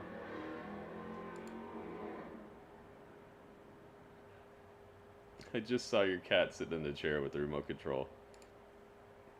What's this? Why are Keith Lee and just saw from diplomacy has failed, gentlemen. This is the Sheamus are fighting now. I mean, you've been in plenty of rivalries throughout your career. What's How going can on? it go from 0 to 60 that quickly, so to speak? Oh, it can go to 0 to 60 anytime that quick. Anytime you're in the ring with the competitor, there's the key word. It's competition. Using the top rope. Oh, right no. to the throat. Now Sheamus, 10 Dang beats it, I thought they were gonna be friends. Look, Sheamus and Keith Lee are fighting each other now. Change of plans. Look at the Oh strength. no. Keith Lee is control. Travis, what's up, dude? Oh. Yeah, that was fast. Dang, Keith Lee and Sheamus are fighting each other brutally now. And now Keith Lee dragging Sheamus back in the hard no. way.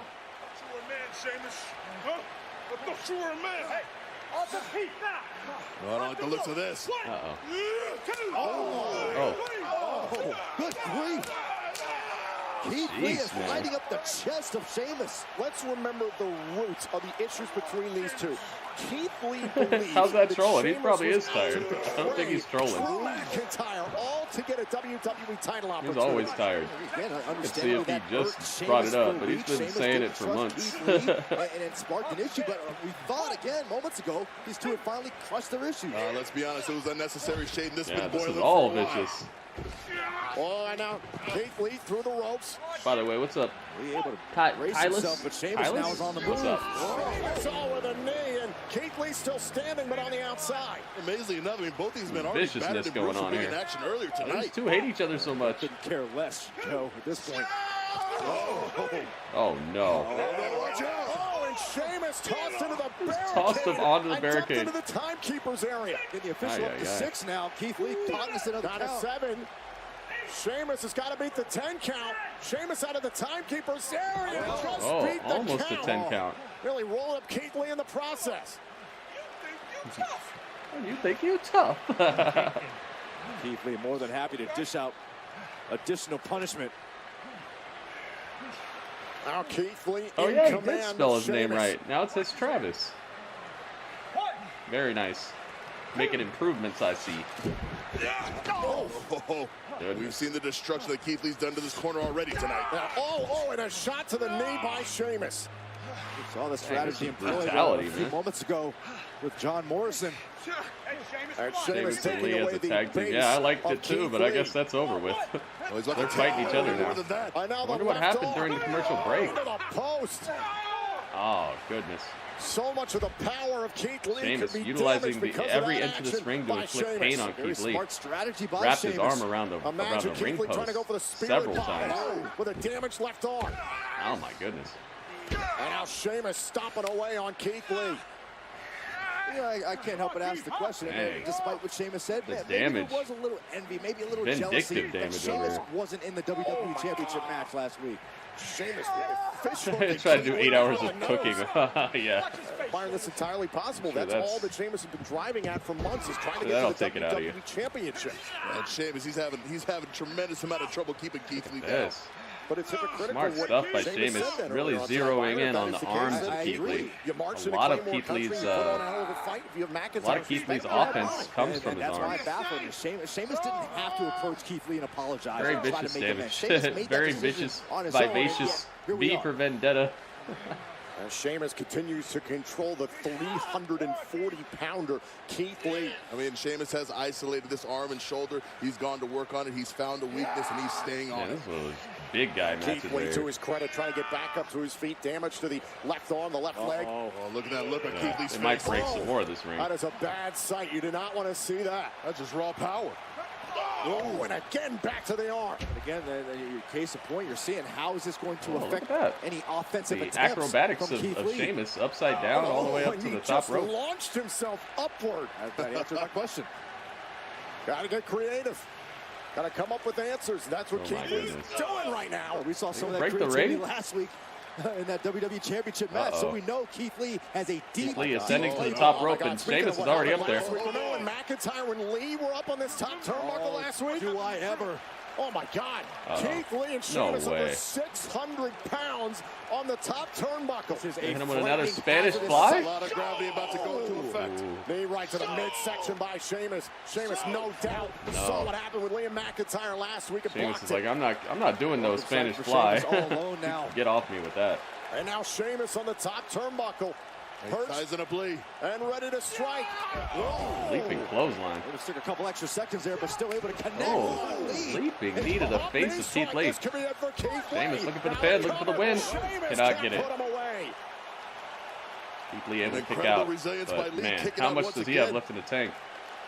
enough to get to the next Moments stop? ago, these two I don't tag know. team partners smiling. It looked Might like be having hitchhiking. fun at times, picking up a win, and now they're doing this to each other. Oh, they're beating the heck out of each other right now. Going back to the left arm, very smart by the veteran. Nice Sheamus. ice, Some might say Shamey. this is Sheamus and Keith Lee's way of still having fun. Maybe. Awkward outside the box way. I guess Sheamus and Drew McIntyre, they made that very clear. What does That's that their stand? version What of does that fun. mean? I Keith Lee forgot. Trying to withstand the That word that's barrage on by Sheamus at Sheamus' this point in the shorts. match. What does that mean? I forgot. Sheamus very wise to target the left arm of Keith Lee. Look at this, man. He's really targeting in on his arm. Smart stuff. Trying to break the grip of Keith Lee. Like, dang, you're not going to stay down. I'm going to have to wreck you. I'm going to wreck your arm. Make you taps. Lee still won't relinquish the grip. Make you humble. What a grip. Posturing up, get Sheamus right. I see the feet in the front row. No way. No way. Oh my goodness. Lee's only got one good arm. Okay, Keith Lee only has one good arm. He's got two good legs, though. With the damaged Wow. arm. Pulled it off. Deadlift powerbomb from Keith Lee. Just straight And now through. Just Keith Lee. next level. Through the pain. Spirit bomb? Setting up for it. This is remarkable. Spit out powerbomb. Wow. You going for the pin? Keith Lee delivering the spirit bomb. Yeah. And now Keith Hooks Lee the leg. into the cover. Got you. Puts away Sheamus. Keith Lee with the win. Here's your winner, Dang, dude. Keith Lee. Keith Lee. This is a match we didn't expect to see, but nonetheless a highly gratifying win Get him. for Keith Lee. Keith Lee with the win. So did this rebuild the respect between these two?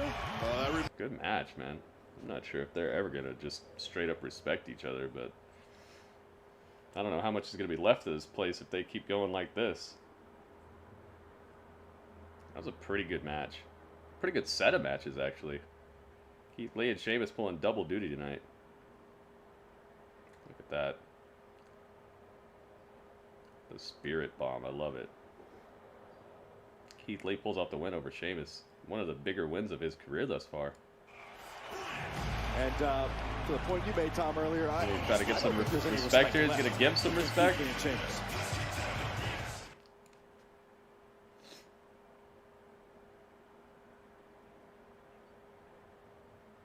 Sheamus is up to his feet.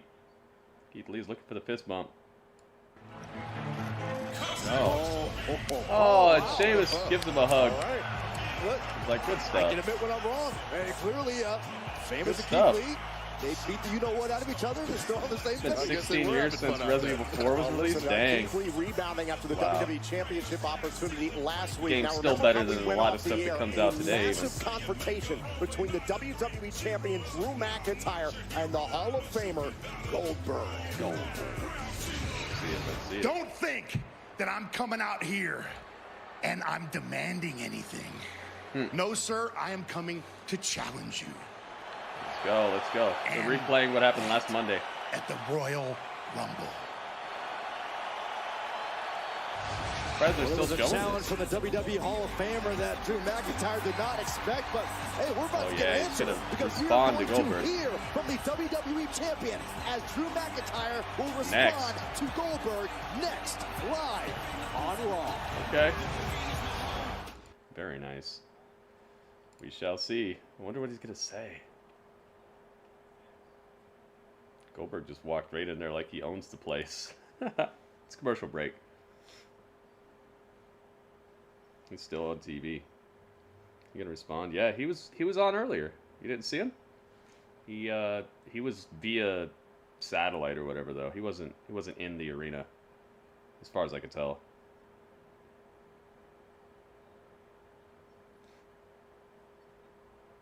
Yo, Broxa. Welcome to the stream. So far, Raw's been fun, man. Had some good matches. Some good kind of progression and storylines. It's a great start as well. And we got ourselves something, I'd say, pretty close to WrestleMania worthy to look forward to on this fight card. To wake up at 7 every day. Just stop talking to each other. You guys are just getting on my nerves now. Alright? Just please. Let's just talk about wrestling. Let Travis say he's tired and let Mo say whatever. Stop talking to each other. You guys just end up making me waste my time trying to moderate you guys. Goodness gracious. At least McIntyre is still on the show in some way. Yeah. Yeah, that would suck for him to just like completely disappear immediately right after that sort of announcement. It makes it a little bit more like settled. It's not like, oh my god, now what are they gonna do? It makes it seem more like just business as usual and they're gonna move on with stuff. I like that. I'm glad he's around, or at least on the satellite feed.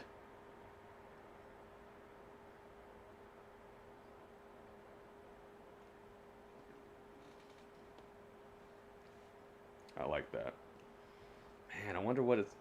I think I know what it's going to be. Triple H is going to come out with just those... the dress pants on, but he's going to have like a tank top. And he's going to have his fists all wrapped up. Basically like the Dean Ambrose look. Just without the jeans. And Randy's going to be dressed just like he was in the Inferno match. And then they're just gonna box it out, and then maybe Alexa will appear at the end and set them both on fire or something. I don't know.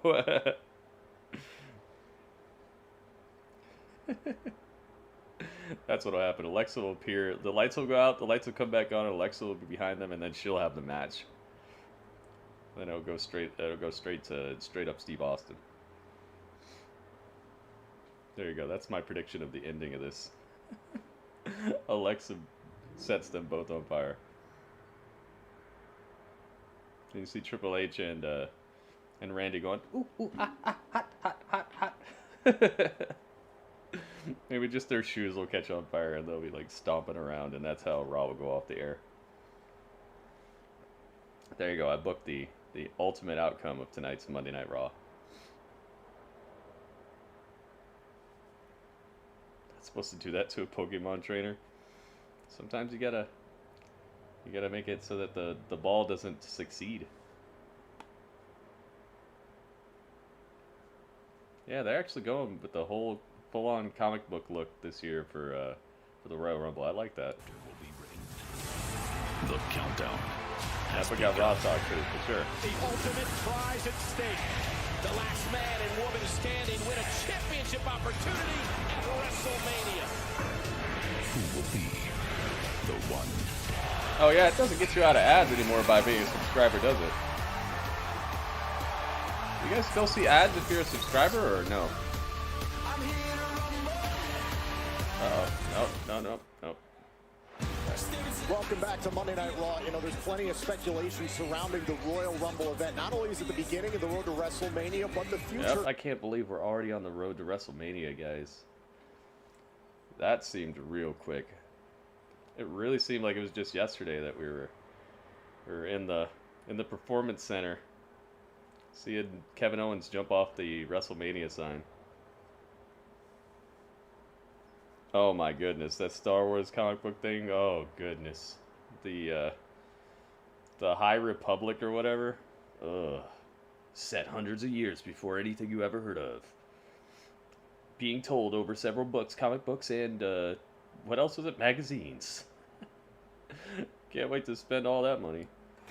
Over the barricade. Twitch Turbo, so I never see ads. Thought the Boneyard was like last week. It was so like, it seems not long ago at all. We're already about to be back. That's crazy. Keith Lee with Spanish Fly almost put down McIntyre. They're replaying what happened last week on Legend Night. Drew McIntyre versus Keith Lee. I love the way he did that Claymore.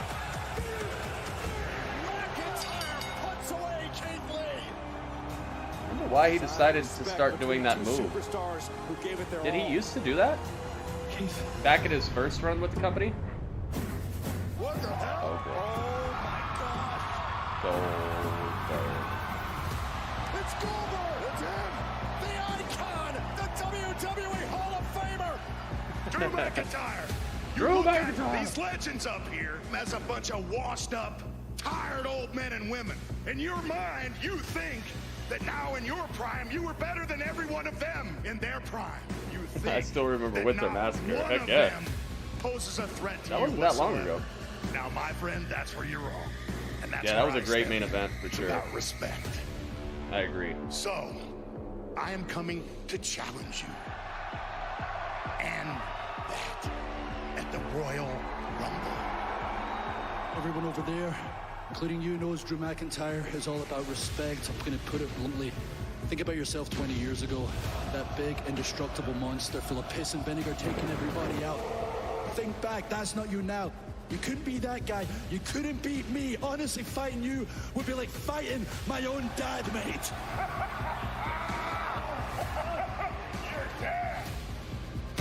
So could your dad do this? Your dad just throw you somewhere? Your dad just tossed Drew McIntyre like he was just some person, just some nobody. To Bill Goldberg's challenge last week. After being pushed to the absolute limit by Keith Lee, I stood and watched as legends who have paved the way for me, and every other WWE superstar stood in that stage. All right, here we go. They were watching me defend my WWE title, a literal dream scenario for me. Before I got the chance to thank them, I was rudely interrupted by your knock on the door. Your dad? And there you were. Goldberg. Goldberg. I didn't see that coming. One of the most devastating and destructive forces in WWE history. One of my personal favorites, might I add. I'll admit it. My brother and I were young. We used to love tuning in each and every week to see who Goldberg was going to maul that week. Whatever idiot was stupid enough to get in this path. I might have been a little bit starstruck as I watched you part the seas of legends and step into that ring. But as the old expression goes, never meet your heroes in person because they will always let you down. I hate to say this, Bill, because I so want to like you, respect you, admire you, but you let me down and you let your own legacy down as well. You put words into my mouth that I didn't even say. And you said it didn't even matter if I said it because I was thinking it. How would you know what I was thinking, Bill? You got me all wrong. I'm a firm believer in giving respect to get respect. That's what a true WWE champion does. You don't know anything about being WWE champion, do you, Billy? No. Billy. It is the most prestigious title there is, and it has eluded you your entire career. That's why you challenged me. Out of respect for you, Goldberg, I didn't want to accept your challenge. Oh. You're 20 years older than me. I didn't want to accept your challenge. You challenging me, that's like you challenging yourself in your prime. Would you honestly want to fight yourself in your prime? But then, my opinion changed when you put your hands on me. Seems like you're the one that needs a lesson in respect, Bill. If that's what you want, you can try to get it at the Royal Rumble. Because Goldberg, I accept your challenge. Oh. And in your own words, you're next. At the Royal Rumble. You're next.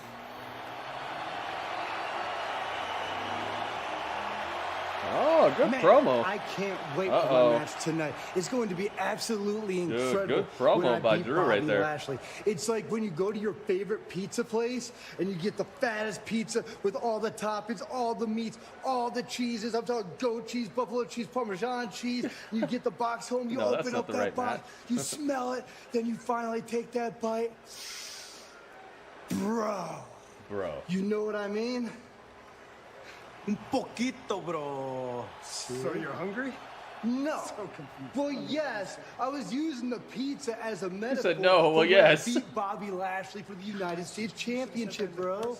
Campeonato de los Estados Unidos, carnal. So, look, we hope you win, because we can't stand the hurt business. Now, just remember, watch your back out there, carnal. Those cats fight dirty. Bro, what do you mean, watch your back? That's physically impossible. If I go under the arms, here, under the legs, I can't. You got this. You got this. Good luck. Dude. Good luck, bro. I appreciate it. Thanks, bro chachos. Bro chachos. You guys are awesome.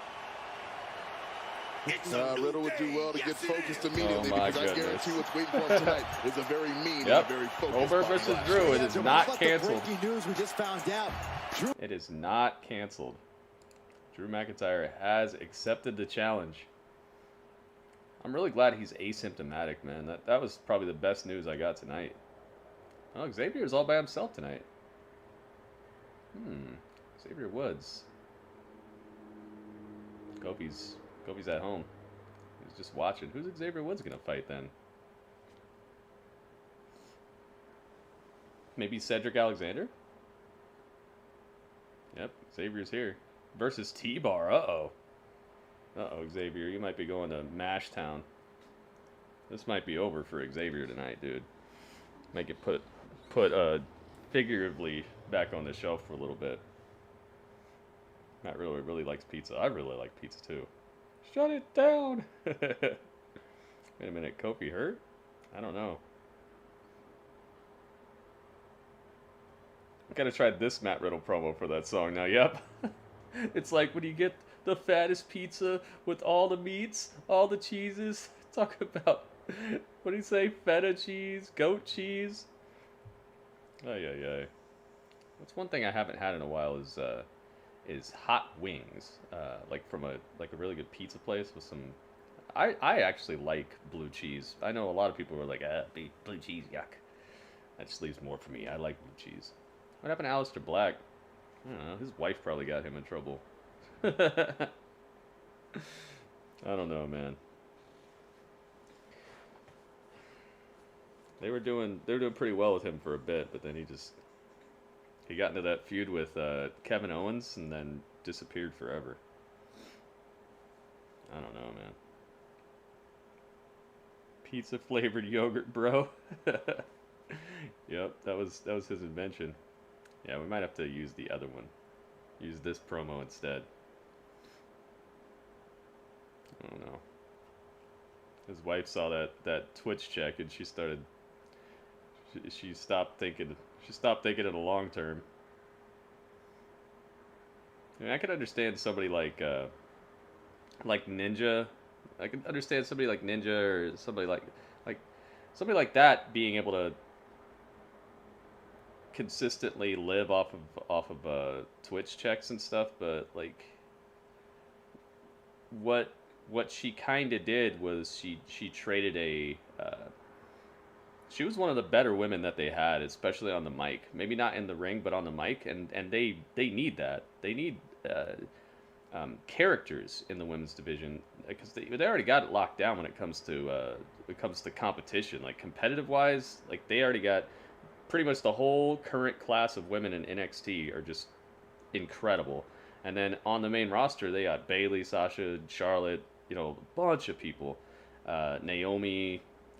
They need characters though, and she Zelina could have been that character to continuously be like a great manager and be one of the next greats possibly as a manager, and still be able to wrestle a bit in the ring as well. But she just like kind of threw that away because she saw those subscriptions coming through on Twitch, and it's like that's such a like up and down thing. It's hard to really hammer that down and be like, okay, I could count on this forever. And especially now it looks like it's cutting into her husband's career, and her husband obviously had some worth for the company as well, and now it's cutting into what they're doing with him, and his re-signing bonuses and all that stuff are going to be on the line down, and if he can re-sign even, or how much they offer him. I mean, he's gonna probably be set wherever he goes, but she kind of, it seems like she kind of selfishly cut into what was possible for her future and his future by just seeing those O's on the Twitch check. So I don't know, man. I don't know. Hopefully it works out for her, but I see her sitting there with like 200 viewers and stuff sometime, and it's like, dude, if I was on Monday Night Raw consistently for like a full year and I was a manager position and stuff, you think I'd be getting 200 viewers on Twitch? Nah, dude. I don't think so. I think I'd have a bit more viewers than that. So we'll have to see. Shut it down! Mace, Reckoning, Slapjack, and the leader of Retribution. Oh, yeah.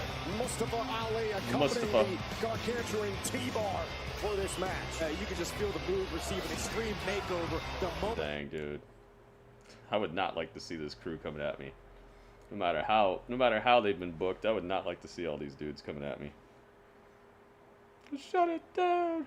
Ninja was on Family Feud? Oh, boy. You don't eat cheese unless it's white cheese? Really? Oh, we got a T-Bar promo. Will be the sound of your breaking spirit and your broken bones. Jeez. Well, that's an interesting Like that? I like the airplane. I mean, how do you respond to that? Yeah, I'm definitely ready for this.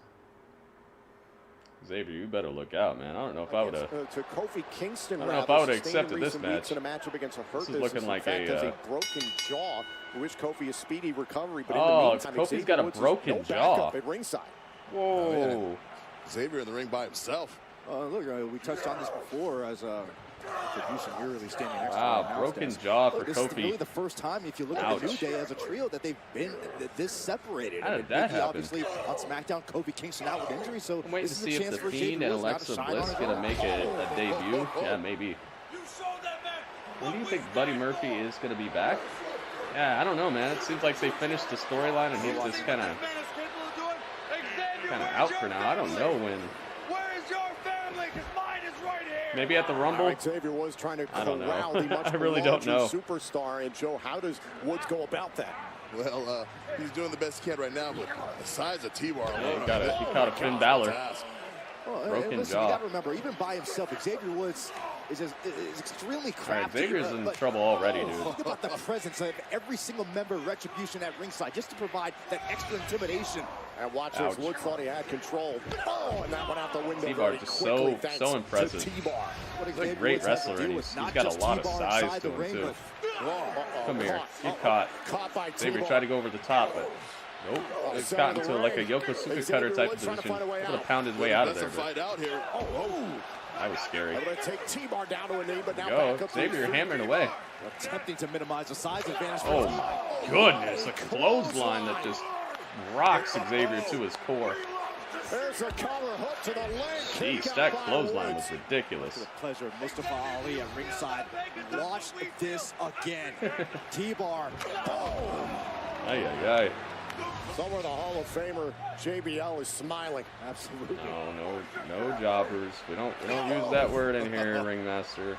How does I don't know how many times I gotta tell you that. They're not jobbers. Every single member of this crew can wrestle the socks off of pretty much any other wrestler on the planet outside of the WWE. Except for maybe Mia Yim. T-Bar is he's given us some of the best matches. Him and Keith Lee gave us like extra classics. Shane Thorne is one of the greatest tag team wrestlers. Like he was even good back when NXT had people like back when DIY was rocking, back when FTR was rocking, back when the Lucha Dragons, after the Lucha Dragons left, like Shane Thorne is a very accomplished tag team wrestler. He's a very clean wrestler in the ring, and you know Mustafa Ali is the truth. These dudes are jobbers. They have a gimmick right now that's just not quite clicking, but they're talented wrestlers out here. T-Bar right back on top of them. Woods at the mercy. Any one of these dudes could be main event right now. If they had a storyline for him and they actually like wanted to push him that way, any one of these dudes could wrestle a great match in the main event. You got to bring the fight to T-Bar. Oh, right to the chest. One big knee strike, and that sends Woods reeling. Oh. Uh-oh. T-Bar running straight into a big boot by Xavier. Xavier trying to chop down this gigantic tree in front of him. Look at all these strikes. Look at this. Xavier showing off some of the hands he's got. Nice kicks too. Uh-oh. Big T-Bar only so many strikes you can throw at him before you get caught, though. It's tossed into the corner. T-Bar runs into the top turnbuckle on his own. Xavier out to that. Himself on the apron. Out to the apron. And an insecurity by Woods. Xavier Woods now. This is the comfort yeah, zone. he's got the G4 logo on his pants. He knows what he's doing. It's like if I'm being on Raw, I'm at least. Oh my goodness! T-Bar gets ejected from the ring by a missile drop kick. T-Bar just got drop kicked clean out of the ring by Xavier Woods. Xavier Woods dang! You see that? T-Bar just goes careening out of the ring. Now Woods has got a chance. Can he win this thing? Wrecking ball drop kick. Sends T-Bar into the barricade. Okay, Xavier looking for the win here. He says, "You guys stay out of here." I think Xavier Woods is about to win this thing. Xavier Woods holding off the troops outside. If Retribution attacks, then T-Bar gets disqualified. Mace protecting Ali. Oh. And that opening, that Smart stuff from T-Bar. Gets the arm of Xavier, drapes it over the top rope, and then tugs him in. He does it again. Oh. Into the top rope. Oh, that's damage. He's trying to pull that shoulder out of socket. What is this? Oh, now T-Bar. Oh my goodness. Torture rack position. Xavier Woods. Go to sleep.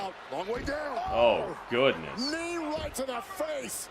Eyes Go to wide sleep. shut. Dunzo. Eyes wide shut. Goodbye. Here's your winner, T-Bar. Shut it down. There is power in numbers. Dang. And we just saw a prime example of that once again with Retribution. Already giving Android a bad name. I zoomed that picture in so you guys could see the sunset. Go look like 3 posts before that at my picture of the sunrise, and you'll see that I got some good camera work. Did that one live and direct. I wanted to get your reaction. Backstage Triple with H Randy. officially accepting your challenge. So T-Bar dispatching Xavier Woods. Triple H, that was going to be a and I bad know idea. Back, Sarah. He knows me better than anybody else. In fact, there was a time early on in my career where he knew me better than I even knew myself. But times have changed. Those were days of old. And what he doesn't realize now is I have this newfound hatred, this hatred for myself, which can be a very horrible thing, but I think in my case, because I am able to embrace that hate, it is a good thing. It is a good thing, Sarah, because I can direct that hate at someone else. Uh-oh.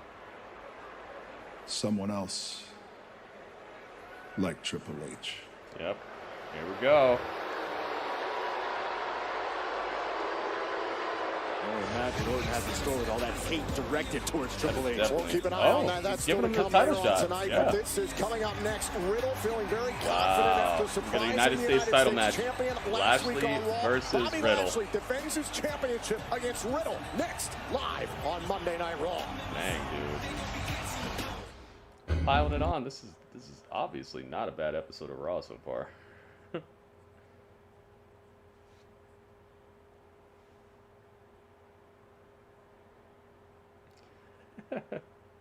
Yep, the Wonder Woman burrito. I haven't had one of those spicy ones yet. I got every other flavor that they had at the store. I got the bean and cheese, the beef and bean, and then the green chili. I like the green chili one the most. The green chili one was very good. Very, very good. Remember, I was ending the broadcast. I'm like, I'm gonna eat 2. I don't think I could eat 3. Right after that, I ate 2, and I'm like, dang, man, I should have cooked 3. I think I could have ate 3. Those are good. Yeah, the Klondike donut bars. The Boston cream flavored ones. Yeah, I had that. It's so crazy. I had that, and then Pandas started talking about it. I was like, yeah, I had those. They're so good. They got the hole in them. They're good, man. They're really good. I got all the worst ones. That's the only ones they had. But they were still good to me. If those are the worst ones, then man, I'm really looking forward to tasting the rest of them. Cameron slipped up and showed his face? Where'd he do that? When was this? I didn't see that. Alright, I'll be right back, guys. Hang out with Dudley for a second. Shut it down.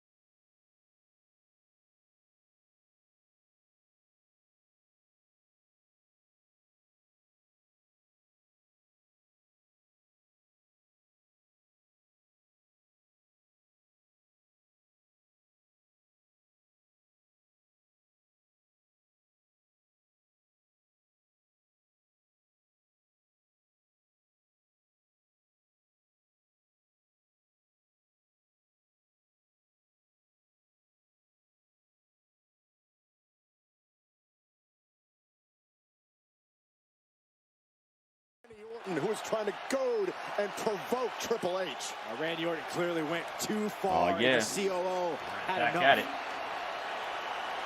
With that sick smirk on the face of Randy Orton.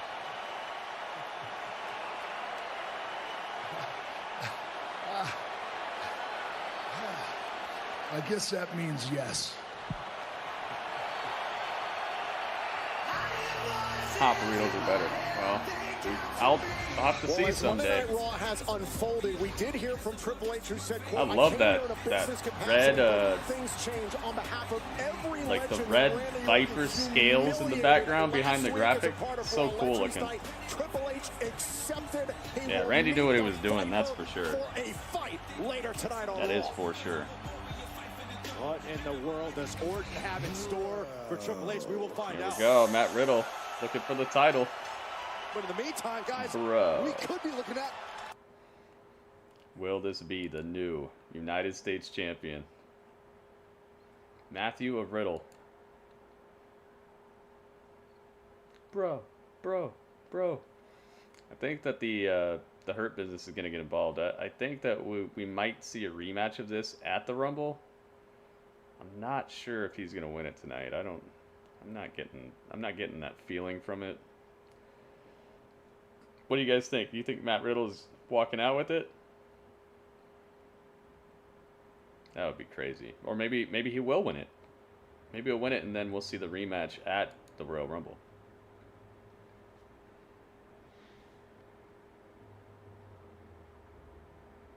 He knows how to push Triple H's buttons. Yeah, he's the Viper, man. He's the apex predator. He knows how to go after his prey. Uncle Bob Lash. It's so cool. He kicks off the flip-flops and the pyro goes off. Then he goes down and he whips his head back and his hat flies off too. That's pretty cool. To deal with Riddle. Uh-oh, here we go. Da da da da da. That beat, man. Uncle Bob, he's here. Guz, what's up? Goose? Guz? It's probably Goose. Thank you for following. Uncle Bob. Dang, dude. I wouldn't want to see him coming down the ramp either. Ay. Beefy Lashley. Definitely going to give some issues to Matt Riddle tonight.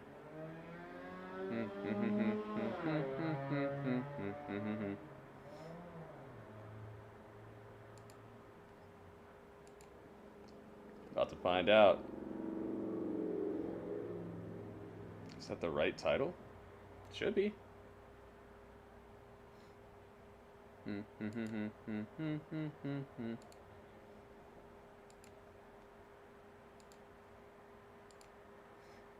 Dang. Last week to earn the victory. Who's to say that Riddle doesn't have something else up his sleeve or in his flip-flop to outsmart Bobby Lashley again here tonight? Oh, who's to say? Well, I can say that MVP at ringside, he has something to say about that. I can say Bobby Lashley has something to say about that. Heck, I guarantee you bring out anybody in the Hurt Business out here, they'd have something to say about that too, Byron. I'll just say one thing, don't sleep on Riddle.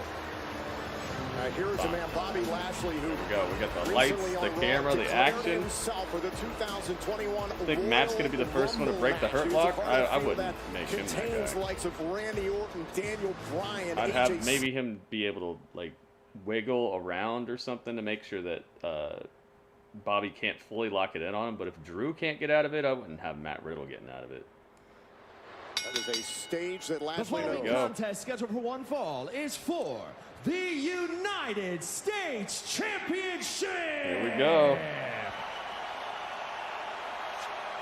Yeah, maybe slip out, but not like Nevada, actually break the weighing in at hold. 216 pounds, Maybe slip out before the it's fully original locked in. Riddle. I believe Riddle has a chance. Yeah, me too. I think he's got a chance. And his opponent, He's under Bobby Lashley's accompanied skin to the here. ring He by might have him off his MVP, game. representing the Hurt Business, he is the United States Champion, the almighty Bobby Lashley. Look at that. You see that unbroken gaze that he put on him? He was just staring holes through Matt Riddle the whole time. MVP were after they were upset by Riddle. Uh-oh. The bell is not rang yet. Bobby Lashley just destroying Matt Riddle in the corner. It's a beautiful strategy by Lashley. Turnabout is fair play. He crossed over the ref. He juked the ref. He broke the ref's ankles and went right back after Matt Riddle. The ref was trying to keep him apart, and Bobby Lashley just did a spin move around him and got back on Matt Riddle and started beating him up. How much Riddle's gotten under the skin of Lashley. Looks like a scene from The Revenant out there. This is exactly what happened last week. Oh my goodness. The bell still has not rang yet, and Matt is taking a heck of a beatdown before the match here. Matt says he wants to continue though. Better ask that question of Riddle. All right, ring the bell. All right, now Bobby Lashley tossing Matt Riddle. Holy moly.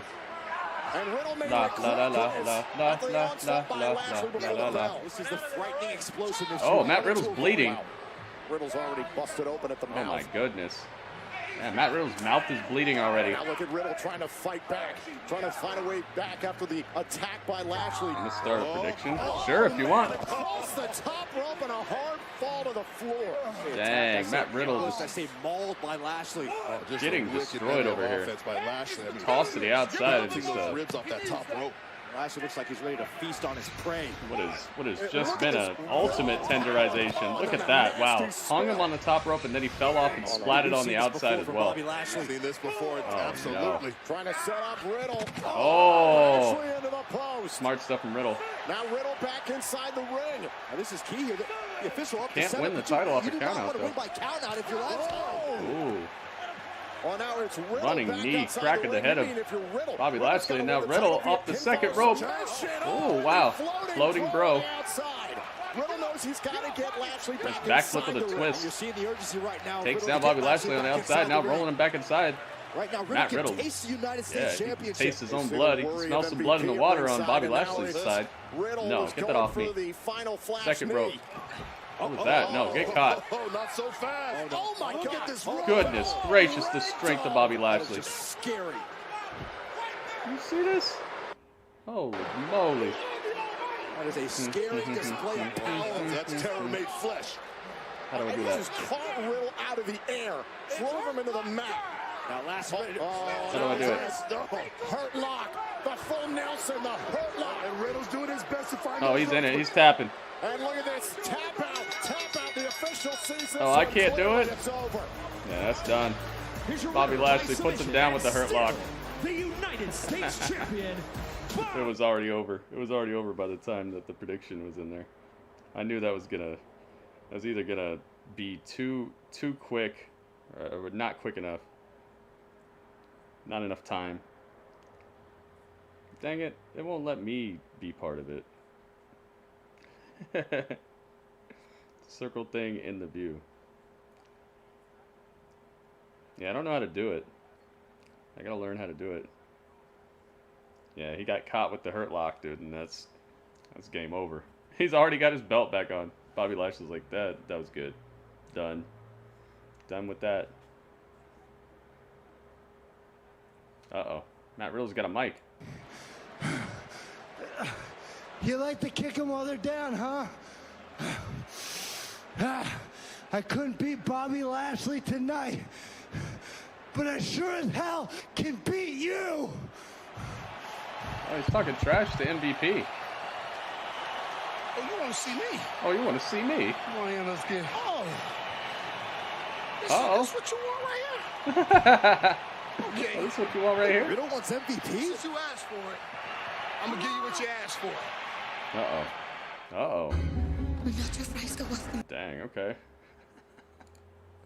Here comes Matt Riddle. I mean, not Matt Riddle. Here comes MVP. He said, "This. Oh, you want to see me?" MVP is great, man. I'm so glad he's here.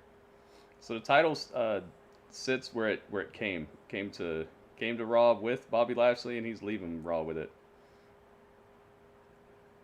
But MVP now has answered the call of Matt Riddle, so looks like we're gonna get MVP versus Riddle. Riddle's still bleeding from the mouth, and they went to commercial. Let's get this title out of here. Not quite yet, Matt Riddle. Not quite yet.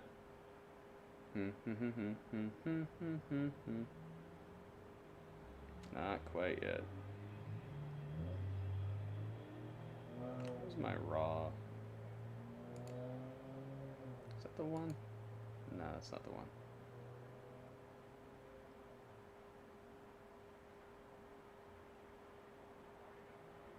Where are you at? There we go. I want you at home. There we go, I got it. My hand is touching your hand for this gathering of the biggest body. He's still got pizza sauce. In this country, in this universe. He's still got pizza sauce on him. Yeah, the blood. The blood of a pizza. Okay,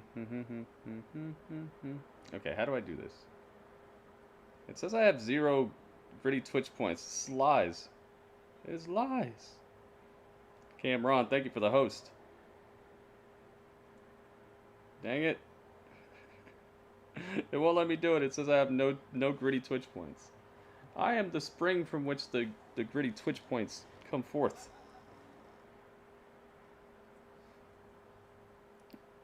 Somebody voted. Somebody got it. I don't know how to do it. Oh, it says I have infinite. That's probably why it won't let me do it. Okay, it looks like somebody actually was able to vote. Who was that? Mods and streamers can't? Mods can't do it? I kept clicking pink. Dang. You can't be a mod to do it. That makes no sense. Why would they make it so mods can't do it? How does that make any sense? Mods should be able to do it more than pretty much anybody else, right? That should be one of the nice bonuses. It's like you get penalized for being a moderator. That sucks.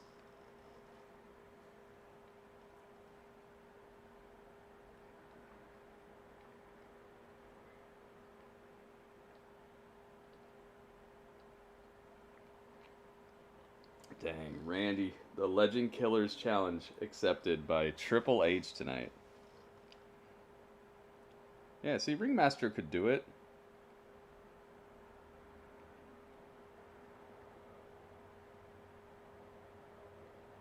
I have 500 million gritty Twitch points. Panda has 116.5 thousand. Jeez. Like Mass Singer. All right, so we got MVP versus Matt and Ballin in a suit. Ball and elbow. Ballin drops the elbow. Now trying to put away Riddle. MVP wearing his dress clothes. And again, I don't agree with this decision by I did ask Riddle. for it, Elijah. You know, you just had a match, just got mauled by Bobby Lashley, yet you call out MVP to a match. I mean, this is not smart. Not a smart call out, but no surprise that I think MVP Matt is Riddle's gonna. I think he's gonna pick up a win here. Riddle trying to find his way back. It's been an eventful evening to say the least. It has been an How about the eventful news evening. from earlier on regarding the WWE champion Drew McIntyre accepting Goldberg's challenge for a championship match. He's got at the Royal Rumble event. 204.7. Jeez, 204.7 thousand. Rumble, believe me. And Riddle looked like he got 487.9. Down goes MVP. Whoa. Lashley concerned on the outside. 464,000. Whoa. Oh, very nimble on the outside. Sends the United States champion spilling. Wherewithal from Riddle to try to avoid the threat of Lashley, and now from the top. Loading, bro. There it is. Well, he got all of it. Oh my goodness! A spear by Bobby Lashley. Put an end to that. Like, quit this dude. Was not going to go unanswered, Tom. Well, that's technically a disqualification win for Matt Riddle. So Riddle did win. Riddle tried to fend off the threat of Bobby Lashley. That's Riddle wins. For Lashley to insert himself into this match. Lashley tearing at the face of Riddle. And again, these two just competing. Dang, and now ground and pound by Bobby Lashley. Now Lashley looking to continue that effort. Jeff Hardy gonna come save his bro? The Sharks are circling. Oh my goodness. Flatliners. Matt Riddle getting his face destroyed out here.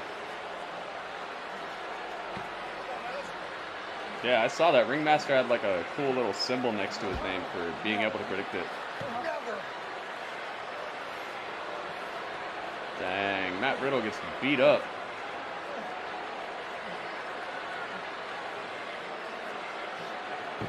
Oh my goodness. Running kick right to the ribs of Matt Riddle. Collapsing his chest and ribs. Man, what a running kick in some dress shoes. You know that had to hurt. Last shot. Dang. The Hurt Business once again displaying their dominance. This time at the expense. Dang, dude. Da da da da. Da da da da. Dang, the bro got his ribs collapsed. Running punt kick right to the ribs. Hopefully that's not like an angle to keep Matt Riddle out for a while. Matt Riddle's been good. Yeah, he really got beat up. The Lucha house sitters told him about that. They told him to watch his back. They said that the Hurt Business plays dirty, and he was like, "You can't watch your back, bro, no matter how you bend." Maybe you can see your back now. Challenge from Goldberg for a WWE title match 2 weeks from Sunday at the Royal Rumble event. Now, that very same night, the Universal Championship from SmackDown will be defended. The challenger for the Universal Champion was determined this past Friday night on SmackDown in a 5-man gauntlet match. Dare I say, 6-man gauntlet match, and dare I say, believe it or not, it involved WWE official Adam Pearce. Shinsuke Nakamura was the last man in the ring at that point. Yeah, Shinsuke looked like $1 million last week. They did a really good job by him. They shouldn't overdo the gauntlet matches, but they really know how to make a star with those gauntlet matches. So not make a star, but how to get somebody really going. This is my show. And for you. Do your job. And again, Adam Pearce, because of Paul Heyman's work pulling some strings, had gotten Pearce put into this gauntlet match. Yeah, this is just uncomfortable to watch. Obviously, Adam Pearce was very hesitant. You could sense the trepidation. Oh my God. Roman Reigns and Jey Uso would get exactly what they wanted. And then this. Adam Pearce, by virtue of that victory, Shinsuke ended up looking good, though. Shinsuke definitely came out of SmackDown looking way better than he went into SmackDown. Throw me over the top rope when I've got Omos. Aha, we got AJ. And you, by some stroke of luck, if you find like a genie in a bottle, and that genie grants you one wish, and that one wish is to beat Roman Reigns, and he slips on like, I don't know, like 3 to 8 banana pills, and you somehow become Universal Champion, you could face me at WrestleMania when I win the Royal Rumble. I appreciate that, AJ, but the Royal Rumble, yeah, it's exciting, but the Royal Rumble pay-per-view is not for another 3 weeks, and as you might imagine, I'm busy with Raw tonight, and my duties as a WWE official. So thank you. I appreciate it very much. I'm just trying to get the Speaking of official, Mr. Pearce, Gulak. I would like to officially declare my entrance into the Royal Rumble match. Okay. Now, ideally, I'd like to be in at number 30, Drew, but I... Drew, I respect you and you know that, but there are only 30 entrants into the Royal Rumble from both Raw and SmackDown. Valuable real estate, so I just can't let you enter yourself. Oh. Why not? AJ did. Besides, he's already had his WWE Championship opportunity, and he blew it. Oh. You know why I'm able to enter myself into the Royal Rumble? It's because I'm a 2-time WWE champion. But you, what have you done? Who have you beaten? Oh, I'm glad you asked. Flash drive. Oh. Mr. Pearce, for your eyes only. So I have a better idea. You want to be in the Royal Rumble? That's great. I want you to earn your way in. I will put you into the match if... You beat AJ? You can beat AJ Styles. Oh, God. And gentlemen... Good luck. Yeah, it's good. So good you should head to the ring now. Because the match is next. Oh, my goodness.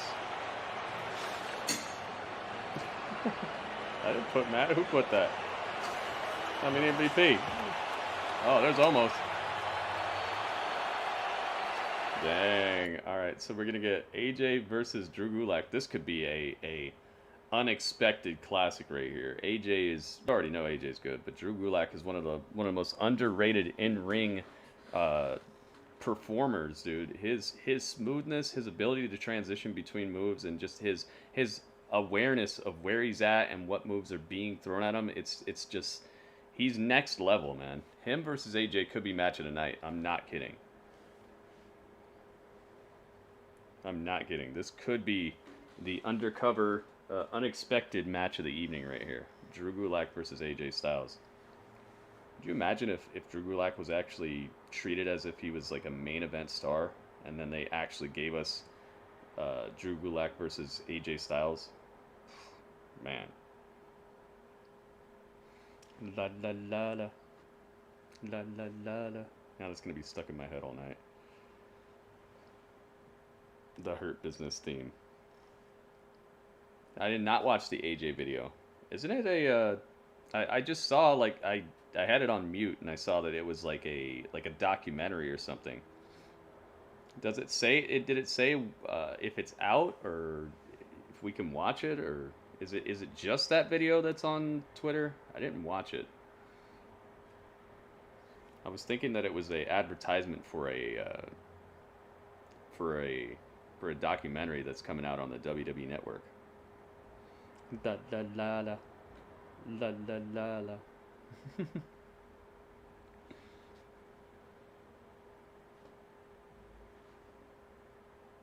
Chris, what's up, dude? Welcome, welcome.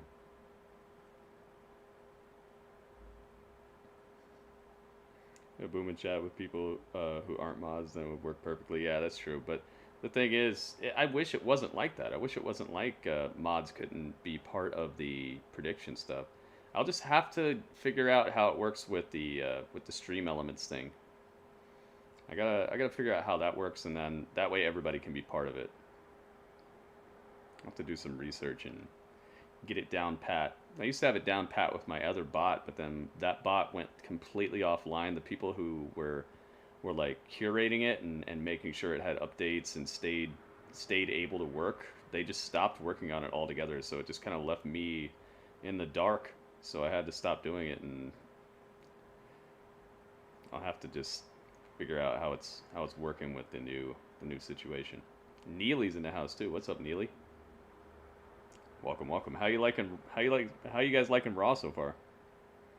At the end it said AJ at the Rumble. So what do you mean? Like after the Rumble, they're gonna be showing us a documentary on AJ?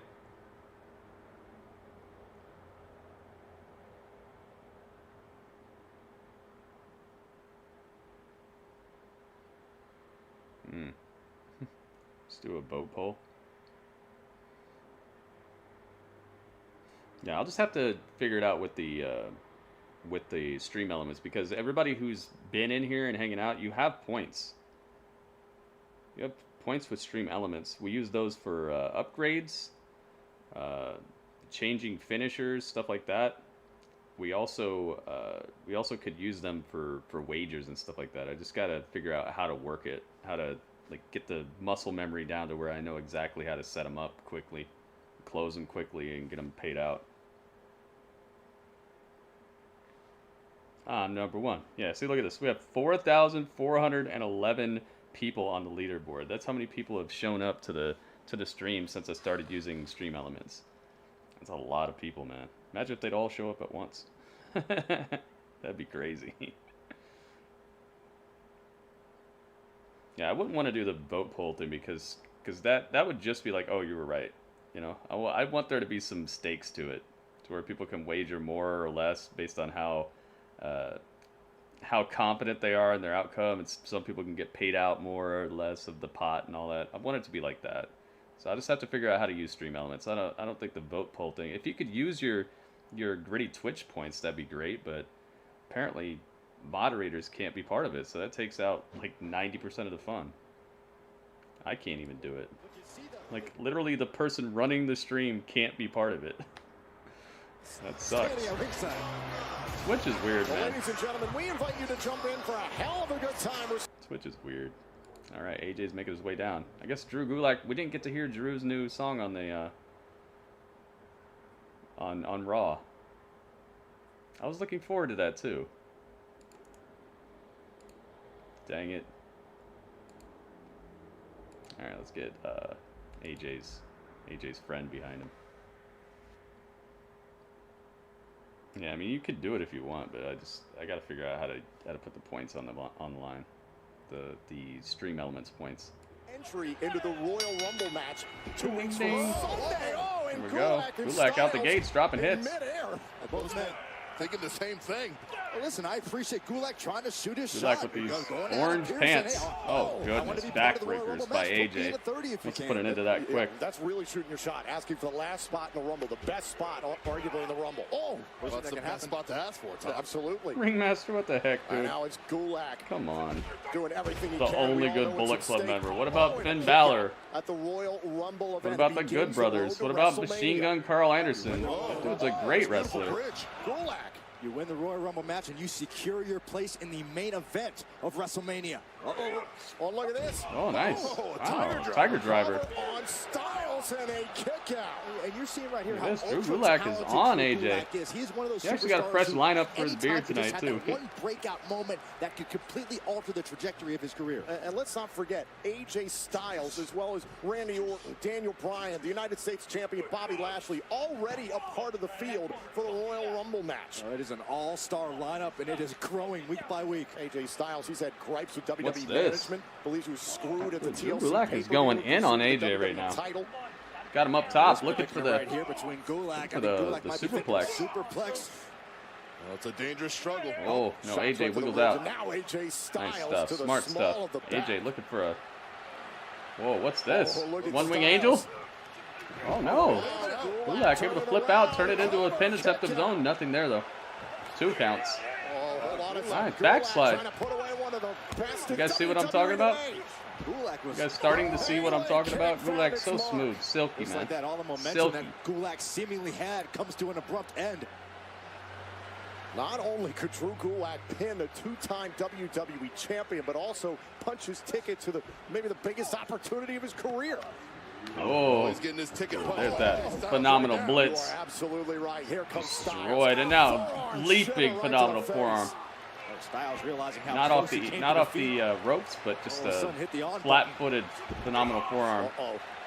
No, Gulak. Oh, fights the apron on the way down on the outside. That would have been an elimination. Throw your opponent over the top rope. Both feet have to hit the floor, and you are gone from the Royal Rumble Drew match. Gulak fighting for his ability. Oh, whoa. Look how big this foot is. Almost his foot is bigger than Gulak's like upper body. Holy moly. Gigantic monster of almost. Thank you, Chris. Thanks for being here, man. The associate of AJ Styles. Oh, making a headbang on the not an apron, on the announce table. And again, just the impact of the mere presence. Just the scared face. And now Styles in position. Here we go. Oh, phenomenal forearm. That's done. Down goes Gulak. Bye-bye. Styles into the cover. And there goes Drew Gulak's Royal Pretty Rumble okay match, though. Definitely not all that Drew is capable of, but AJ puts some water on that fire. Some water on the hopes of Drew Gulak to be in the Royal Rumble. Dang. Back here, AJ Styles, he's used this to capture multiple titles here in WWE. Boom! Down goes Drew Gulak after what was a great effort early on. See how big his shoe was? Almost his shoe was like as big as Drew Gulak's upper body. AJ Styles showing what it's going to take to achieve victory 2 weeks from Sunday. Dang, dude. AJ dousing the flames, the hope of Drew Gulak. He'll probably get another shot, though. Uh-oh. We got a Goldberg little vignette here. McIntyre for the WWE Championship at the Royal Rumble pay-per-view. We take a look at the legendary WWE Hall of Famer Goldberg next. Oh boy. All right, I'm there for that. La la la la la la la la. Drugu. Sorry, dude, you couldn't do it. They just went to commercial break. The craving. Nacho fries are back, man. Urgh. I want them, but I just don't want them delivered, and I don't want to go get them either.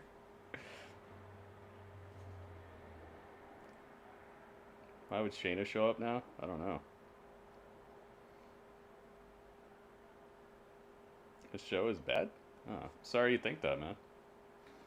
Been pretty cool to me. Dang, man. It's a conundrum. It's a between a rock and a hard place, because I don't want to get those fries delivered, because getting fries delivered sucks.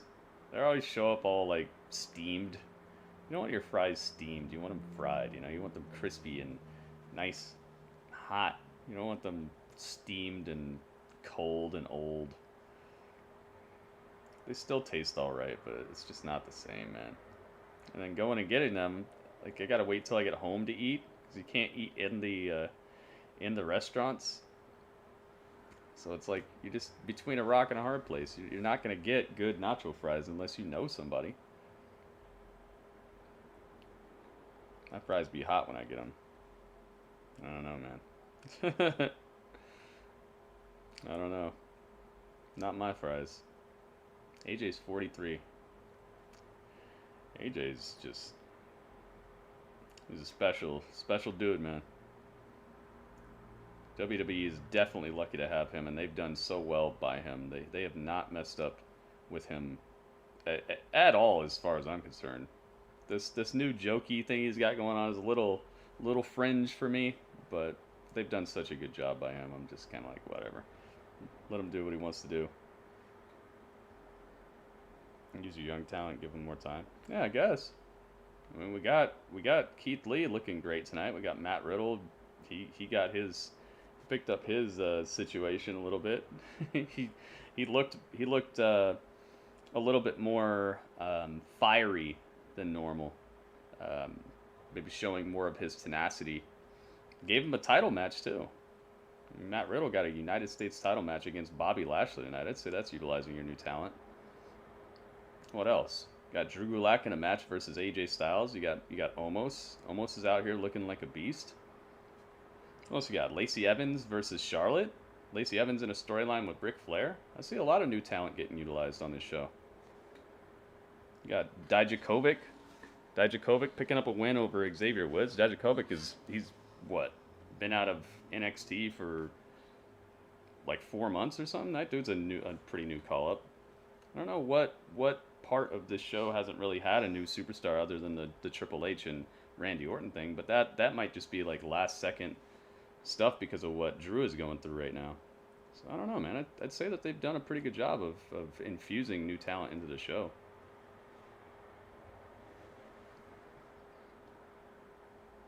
Yeah, I'd say they've done a pretty good job of infusing new talent. There's just current talent that they're kind of bouncing off of right now. There's of course other people who could be showcased, but I'd say pretty much every segment except for the Triple H stuff has had one of their newer call-ups, one of their newer signees.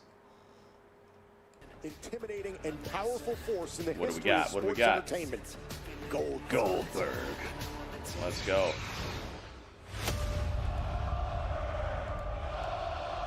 Let's go. It's everyone's favorite. Goldberg brought such a unique intensity. Keith Lee and Sheamus was good. He wasn't Yeah, flashy. that was good. He got into the ring, got the job done, and got out quick. Uh-oh. Moberg.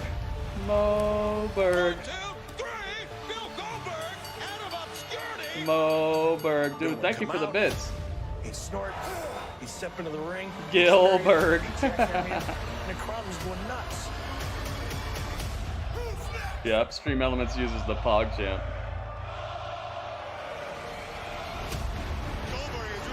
Oh, this is a cool little package they got going on here. Mo, thank you for the bits, man. Thank you, thank you, thank you. Yeah, that double duty on Keith Lee and Sheamus was awesome.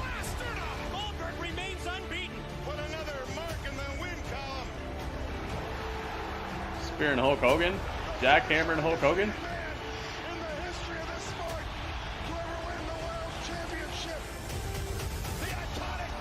What a savage. This is an epic package. I'm gonna have to mute this a little bit. This is a little too well done.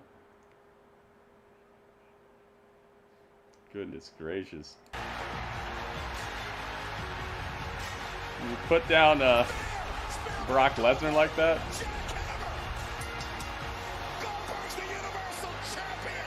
What is that? There is a new chapter written in the myth. This is a pretty good package. Oh my In the goodness. history of sports entertainment that have been as intense as this man. He is an icon. He is a Hall of Famer. It's a pretty dang awesome package they got going on here. They showed the Dolph Ziggler when Dolph got ran over several times by Goldberg. Goodness gracious. So the match is on. For all these years, there has been one honor that has eluded Match the is on. career of Goldberg, and that is winning the most prestigious title in WWE. We're 2 weeks from Sunday at the Royal Look at Rumble. Drew. Drew's like, I'm not losing this match. Look at his face. You see Drew's face? McIntyre for the WWE Championship. That's crazy, dude. Yeah. Chris, you gotta go? Alright, we'll see you later, man. Thanks for hanging with us. Rings for the night? Unlikely. However, I do got to talk with you. Listen, I get it. Randy pushed some buttons. He's testing legends, and just maybe he's testing yours. Get a little personal. But let's make something clear. Ever since I got here, you've been there for me. Maybe, just maybe, it's time for me to be there for you. You don't have to do this. I'm 2 matches in. I don't mind getting a third and getting my hands on the Viper once again. Believe me. I appreciate that. I really do. But I do have to do this. I made this mess. I'm gonna clean it up. I got it. You got it, though. Uh-oh.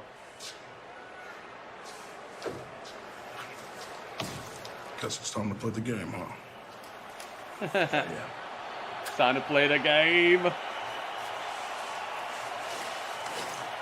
Yep, he got the leather jacket. A noble effort by Keith Lee offering to take the place of Triple H tonight, but no surprise, Triple H wants to finish this fight. What? Nia Jax? Oh, Nia Jax and Shayna Baszler. They're back together? I thought they ended that. Alright. Team Shayna is out here. Nia Jax and Shayna Baszler. This looks to be a somewhat short little affair here. Yeah, Mandy Rose and Dana Brooke versus Nia Jax and Shayna Baszler.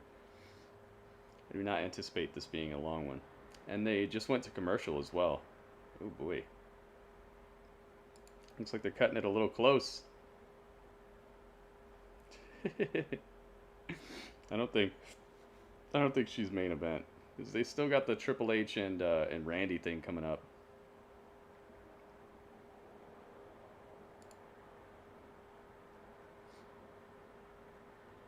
Alright, so we got Shayna Baszler and Nia Jax out here. Went to commercial break. They're going to try to sell us some pizza real quick before the main event.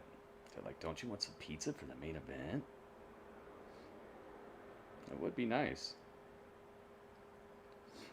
Mandy.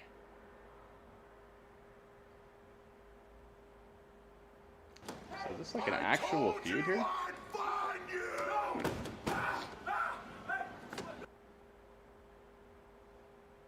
So they don't need that much time. Be nice for them to have some time for it, though.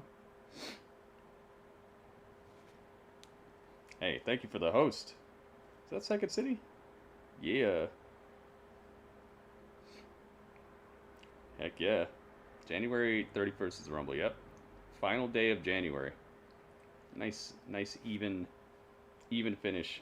Finna go warm me some pizza. Hey, that might have to be one of the official meals of Monday Night Raw with how many pizza commercials they put on. Mandy Rose and Dana Brooke. They've been doing pretty well by Dana recently, making her look like more than like a side person. I don't know how to put it, like a less than less than mid card type of wrestler. They've been bringing her up.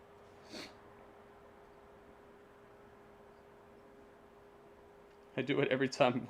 You spit out the water like that? Uh-oh.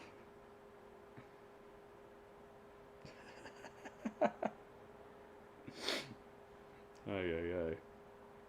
I might have to start doing that. Mandy. Creepy beginning of her song. I would not want to hear that song come on in the middle of the night in the dark. Not my idea of a good evening. This is gonna be something short and sweet right here. I think Shayna's gonna put the armbar on Mandy and call it a night. Or not the armbar, or the what's it called? It's not the coquina clutch when she does it. It's called the Kirifuda clutch. That's what it's called when she does it. The Kirifuda. Yep, we got Raw Talk tonight, and we got Straight Up with Steve Austin. Two of my favorite things. Two of my favorite things after Raw. Hey, thank you guys so much for hooking up this cup tonight. Look at that. Cup is looking pretty full, pretty nice. Look at MVP. The picture of MVP they're showing right now. He looks like Miami Vice. Miami Vice. Maybe that's what the MVP stands for. Miami Vice. MV and then P is person. Miami Vice person. That's what MVP stands for. All right. Man. Ready for action. Well, the Royal Rumble is presented by Cricket Wireless. When awesome calls, you answer. Smile. You're on Cricket. All right, speaking of the Royal... Oh, yeah. Lucky for me, I'm not like women's Royal Rumble match. Oh yeah, they hooked them up with another one of those Nikki Cross-esque songs. Make them sound like the country duo.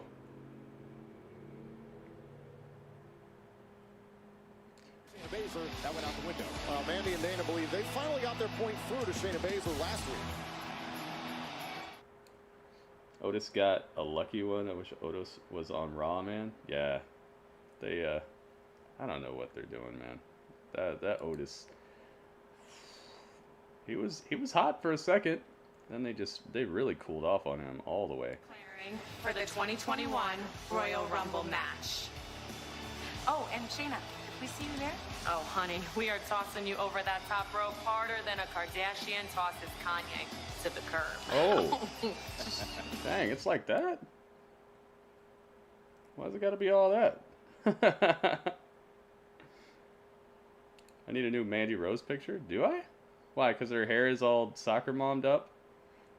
Mandy Rose attacked her on the entranceway. The match never happened. Dana Brooke came down, took her partner's place, actually pinned Shayna Baszler. And I love that so much from Dana Shayna took the time to mess up the internet for the Lee match. She forgot she had time on Raw. What? Do this again, Shayna. What happened?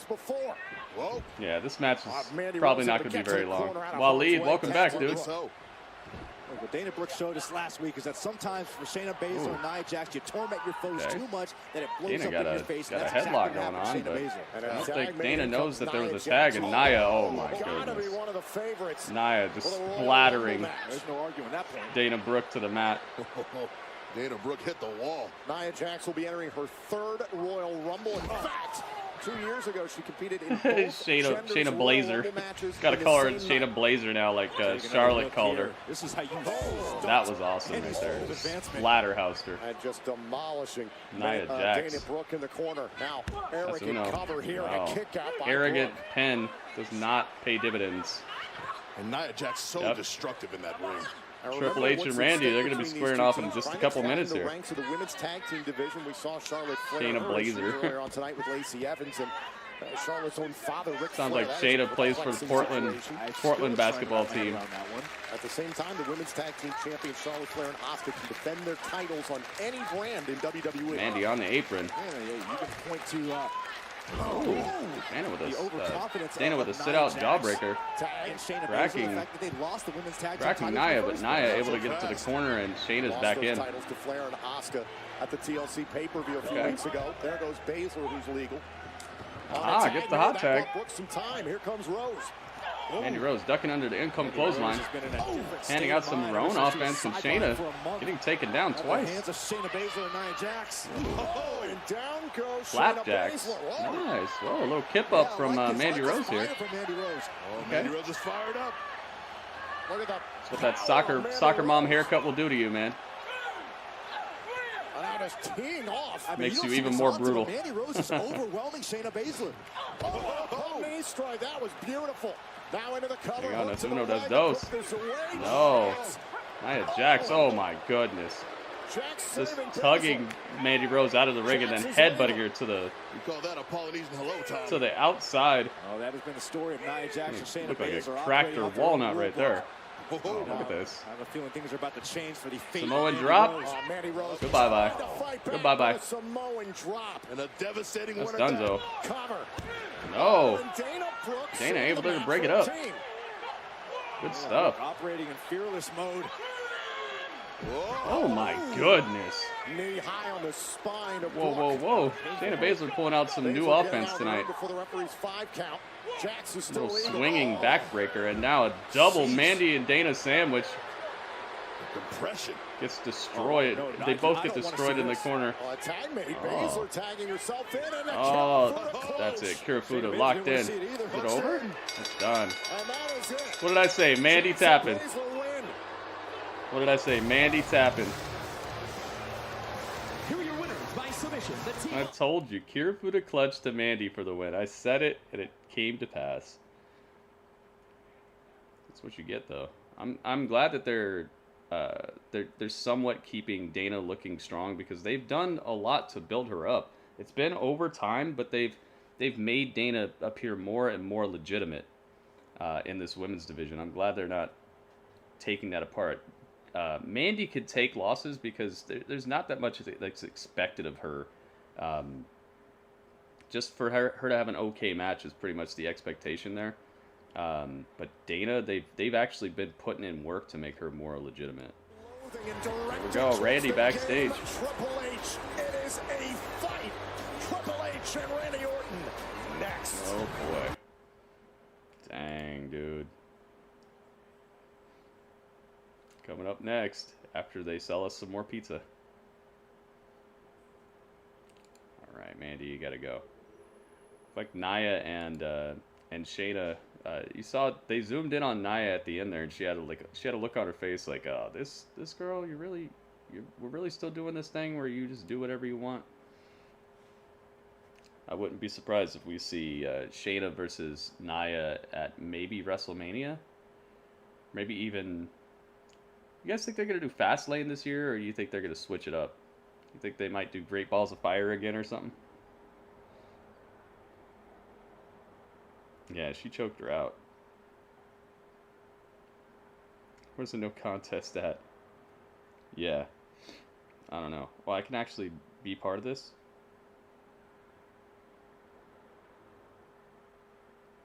Here. I'm gonna vote for Triple H. There you go. I'll even it up a little bit. Riddle got buried? You think so? I don't think so, dude. Gotta look at the way the match went. I'm sorry you think of it like that, but that term buried gets thrown around more than people actually get buried, that's for sure. Dude got bloodied up. He got bloodied up, busted open, destroyed for like a minute straight before the match even started. He had a person on the outside to worry about, who's one of the better heel managers in wrestling currently, maybe the best heel manager in wrestling right now. And on top of that, he's fighting against Bobby Lashley, and he was fighting a vicious, mad Bobby Lashley. That's like poking a bear and trying to have a picnic next to it. You know, it's not going to turn out too well for you. I don't know if that's buried. To me, that just seems like that's kind of how the outcome should have went, you know?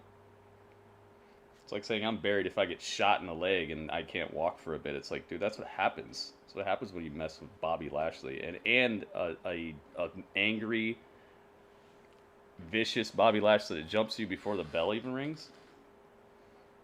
I don't know. Kind of feels like that's what should happen.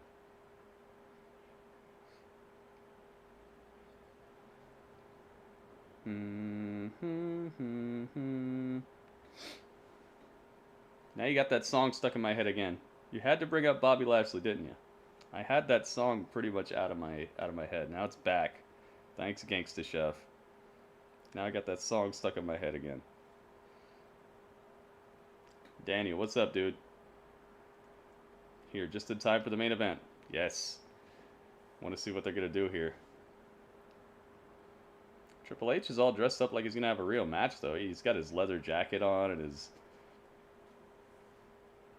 I don't know. He's got his hands all wrapped up. See what we can do. See what he can do. Yeah, I have a feeling too, Waleed. Looks like they're going to have just enough time to get something going and then time to cap it off. He had Vince shaved bald. Yeah, Riddle's buried just like how Keith Lee is ruined. Two guys like at the top of Monday Night Raw are buried. Please bury me. Let me be buried like that. I want to be on national television in a feud with one of the most legit looking champions in all of wrestling. On Monday Night Raw. Please bury me. Here he is. Oh yeah. Dang, dude. Who would have thought we'd be seeing this? January 11th, 2021, Triple H in the main event of Monday Night Raw. I like it, man. I really do. Sometimes you gotta throw stuff like this in here. It's not like we see Triple H all the time either. Bam, bam, bam, bam, bam, bam. Let's go. Did you find Danny in the Thunderdome? Nah, I'm having trouble finding him.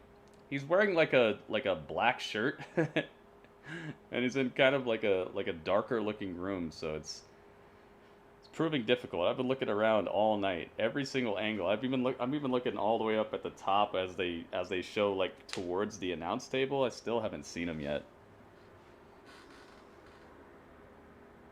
Dang, it's all about Kratos and how you play it. It's all about God of War and how you play it. He looks like Kratos, man. Yeah, I don't know, dude. Yeah, exactly. I don't think anybody's buried either way. Like, think about it. Like, last week, people were talking about how Shinsuke was buried. Look at how quickly it was like, psh, nope, never mind. Like, buried is one of those terms that just gets thrown around without actually meaning anything. Because you see how quickly one gauntlet match can put you over the top. Think about how quickly Kofi Mania caught fire. Think about how quickly people wanted Ali in the main event. Think about how quickly Shinsuke went from zero to hero. Like, I don't think there is such a thing as buried. There's just people... The worst thing that can happen is that you're just not around. We just don't see you at all. That's the worst. But even that is not buried. Because then you could come back with a different character, a different attire, a different complete overhaul, a new tag partner, a new vicious vein in your body. Like, you could... There's just so much that you could do in wrestling that I don't really believe in the term buried, unless it's man, I don't know. I haven't seen it really happen. I really haven't seen it happen. I'd say the closest we're seeing to anybody buried right now is what's going on with Hangman Page. That dude was the hottest thing in the world for a second, and they just like cooled him all the way off, and they got him. He's not even showing up for these like little run-in segments AEW does like 5 times a show. He's just out of sight, out of mind, for real. I'd say that's about the closest I've seen, because he was like to the moon, and now he's like shut all the way down. At least Keith Lee's still out here fighting in incredible matches. He got a title match last week. Now Matt Riddle's got a title match this week. I don't know, man. That term buried, it's just, I don't think it means what people think it means.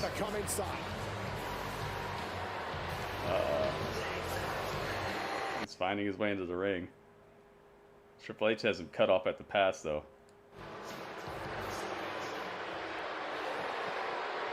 All right, Randy leaps into the ring.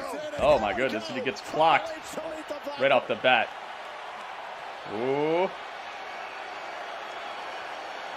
Left side of the face. Randy Orton forced to think about it. Here we go again. And now the Lantern Killer back into the match.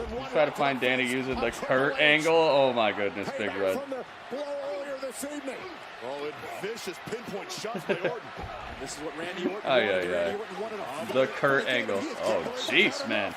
Triple H, he's showing that fire. Look at this.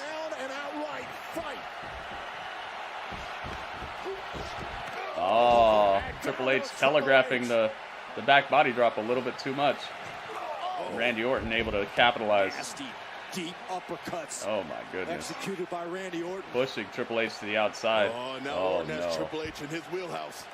Everything is fair. The danger. This is not a standard match. This is a fight. It's Triple H. Oh, and it's starting to feel that he might have been outside the ring for a little bit too long, and Randy Orton might have the upper hand. Oh, never mind. Tossed right into the steel steps. Orton has a history of shoulder problems. Oh, is he bleeding? Yeah. Oh, Randy went face first into the steel steps, and now he's bleeding from his cheek. Oh, me oh my. So the Fiend Bray Wyatt died. He got caught on fire. We'll have to see the way the story goes.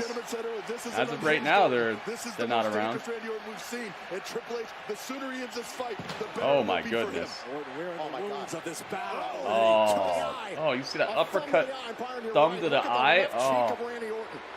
Yep, Randy's bleeding. We already got blood in the main event. Triple H made the headbang on the we had to know this was not going to be pretty. On the table, and now getting backdropped on it? No, Triple H able to reverse it. He does not want to catch that. Ay, ay, ay. Now Triple H with his own back body drop. Oh. Taking a page out of the Legend Killer's play. Oh, and Triple H looks like he's bleeding too. Top of the head of a Triple H. Well, that's not his own. That's not his own fluid. Oh, that's Randy Orton's blood on top of his head. Just think about how personal this issue. Oh, what's this? Oh my God. Sledgehammer? Oh my God. The trademark sledgehammer of Triple H. Oh my goodness. The equalizer. Byron, you used the word personal. Whenever Triple H's rivalries. Ay, ay, ay. Triple H has got the sledge. You've seen the sledgehammer utilized. He's got his Motorhead shirt on. That Randy Orton is capable of. Let us not forget what the game has done. Oh, they both understand each other. Triple H said it early on. Triple H slowly walking his way up the ring steps. Oh my goodness. Uh-oh. Dude, are they going to do what I said they were going to do? Uh-oh. The lights, some of the lights have gone out, and it had the Fiend power outage sound. Oh my goodness. Oh my goodness.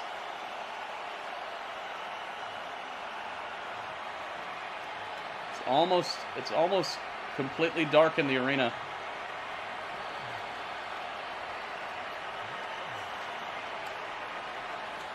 Uh-oh. Triple H still has the sledgehammer in his hand. Oh, it's on fire! Oh my God! The sledgehammer's on fire!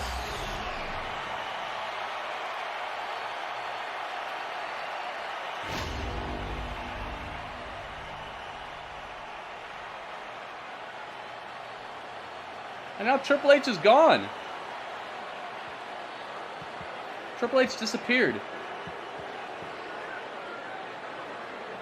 Where'd everybody go?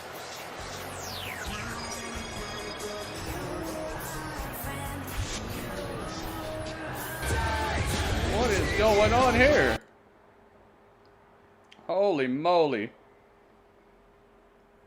This fire burns inside me. There's Alexa. Alexa's here. Hey, thank you for the host. Alexa's here.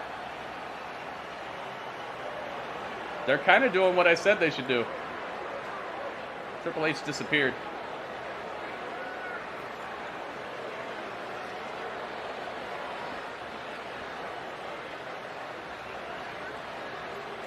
Randy's just staring at her. What's going on here?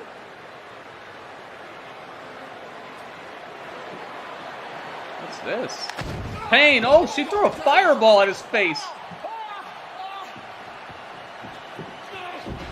She's got powers? Oh my God. Dude, Hadouken.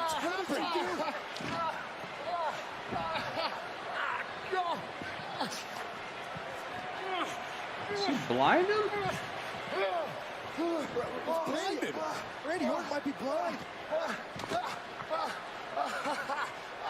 Alexa Bliss just threw a Hadouken at Randy Orton. I'm not kidding. And he's all blinded. Wait, what has she done to him?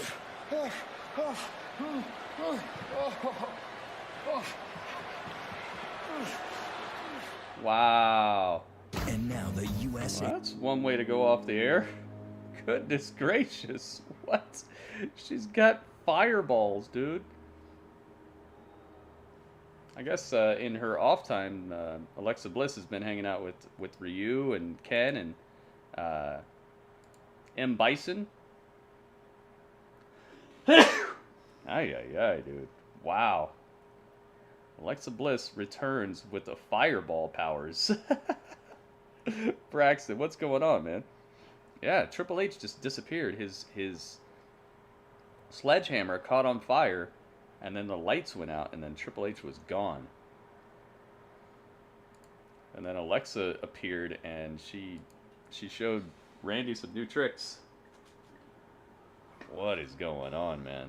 That was a pretty action-packed episode of Raw. Definitely going to be interested to see what you guys thought about that. Let me get to my WWE Network. We also have the Stone Cold show going on. But I'm definitely sticking with the Raw Talk for now.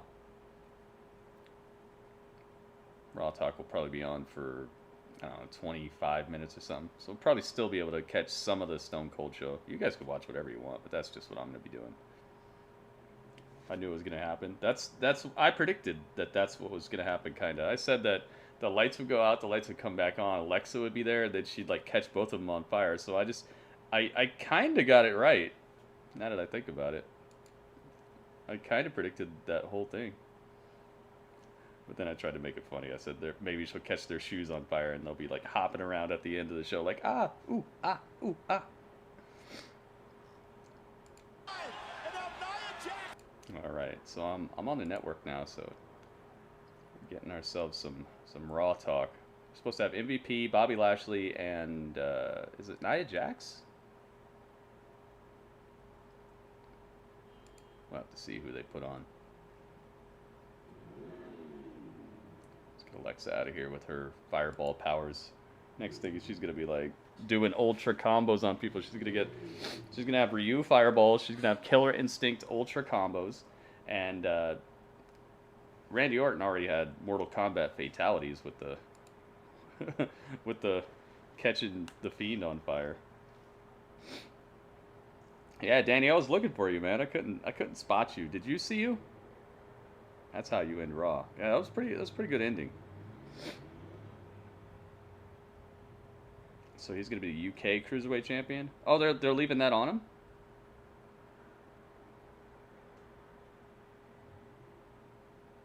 Nope, I was safe. The screens were black. You didn't get got? Fireball didn't. Did you get hit with the fireball, Danny? I think they might have got you. My network is messing up on me.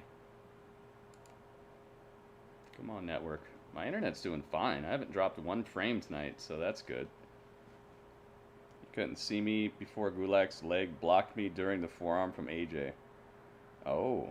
It's in the same point for 2 hours and 15 minutes. Oh, man. I didn't see it. Which forearm though? The phenomenal forearm or the one that he did like flat-footed in the ring? Because he did the forearm twice in that match. Which one? The first one or the last one? She might have a mask next week.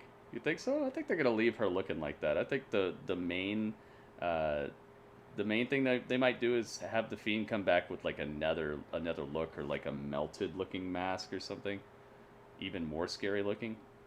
Maybe they'll do that. You might be right though. Having Alexa in a mask would be creepy as heck.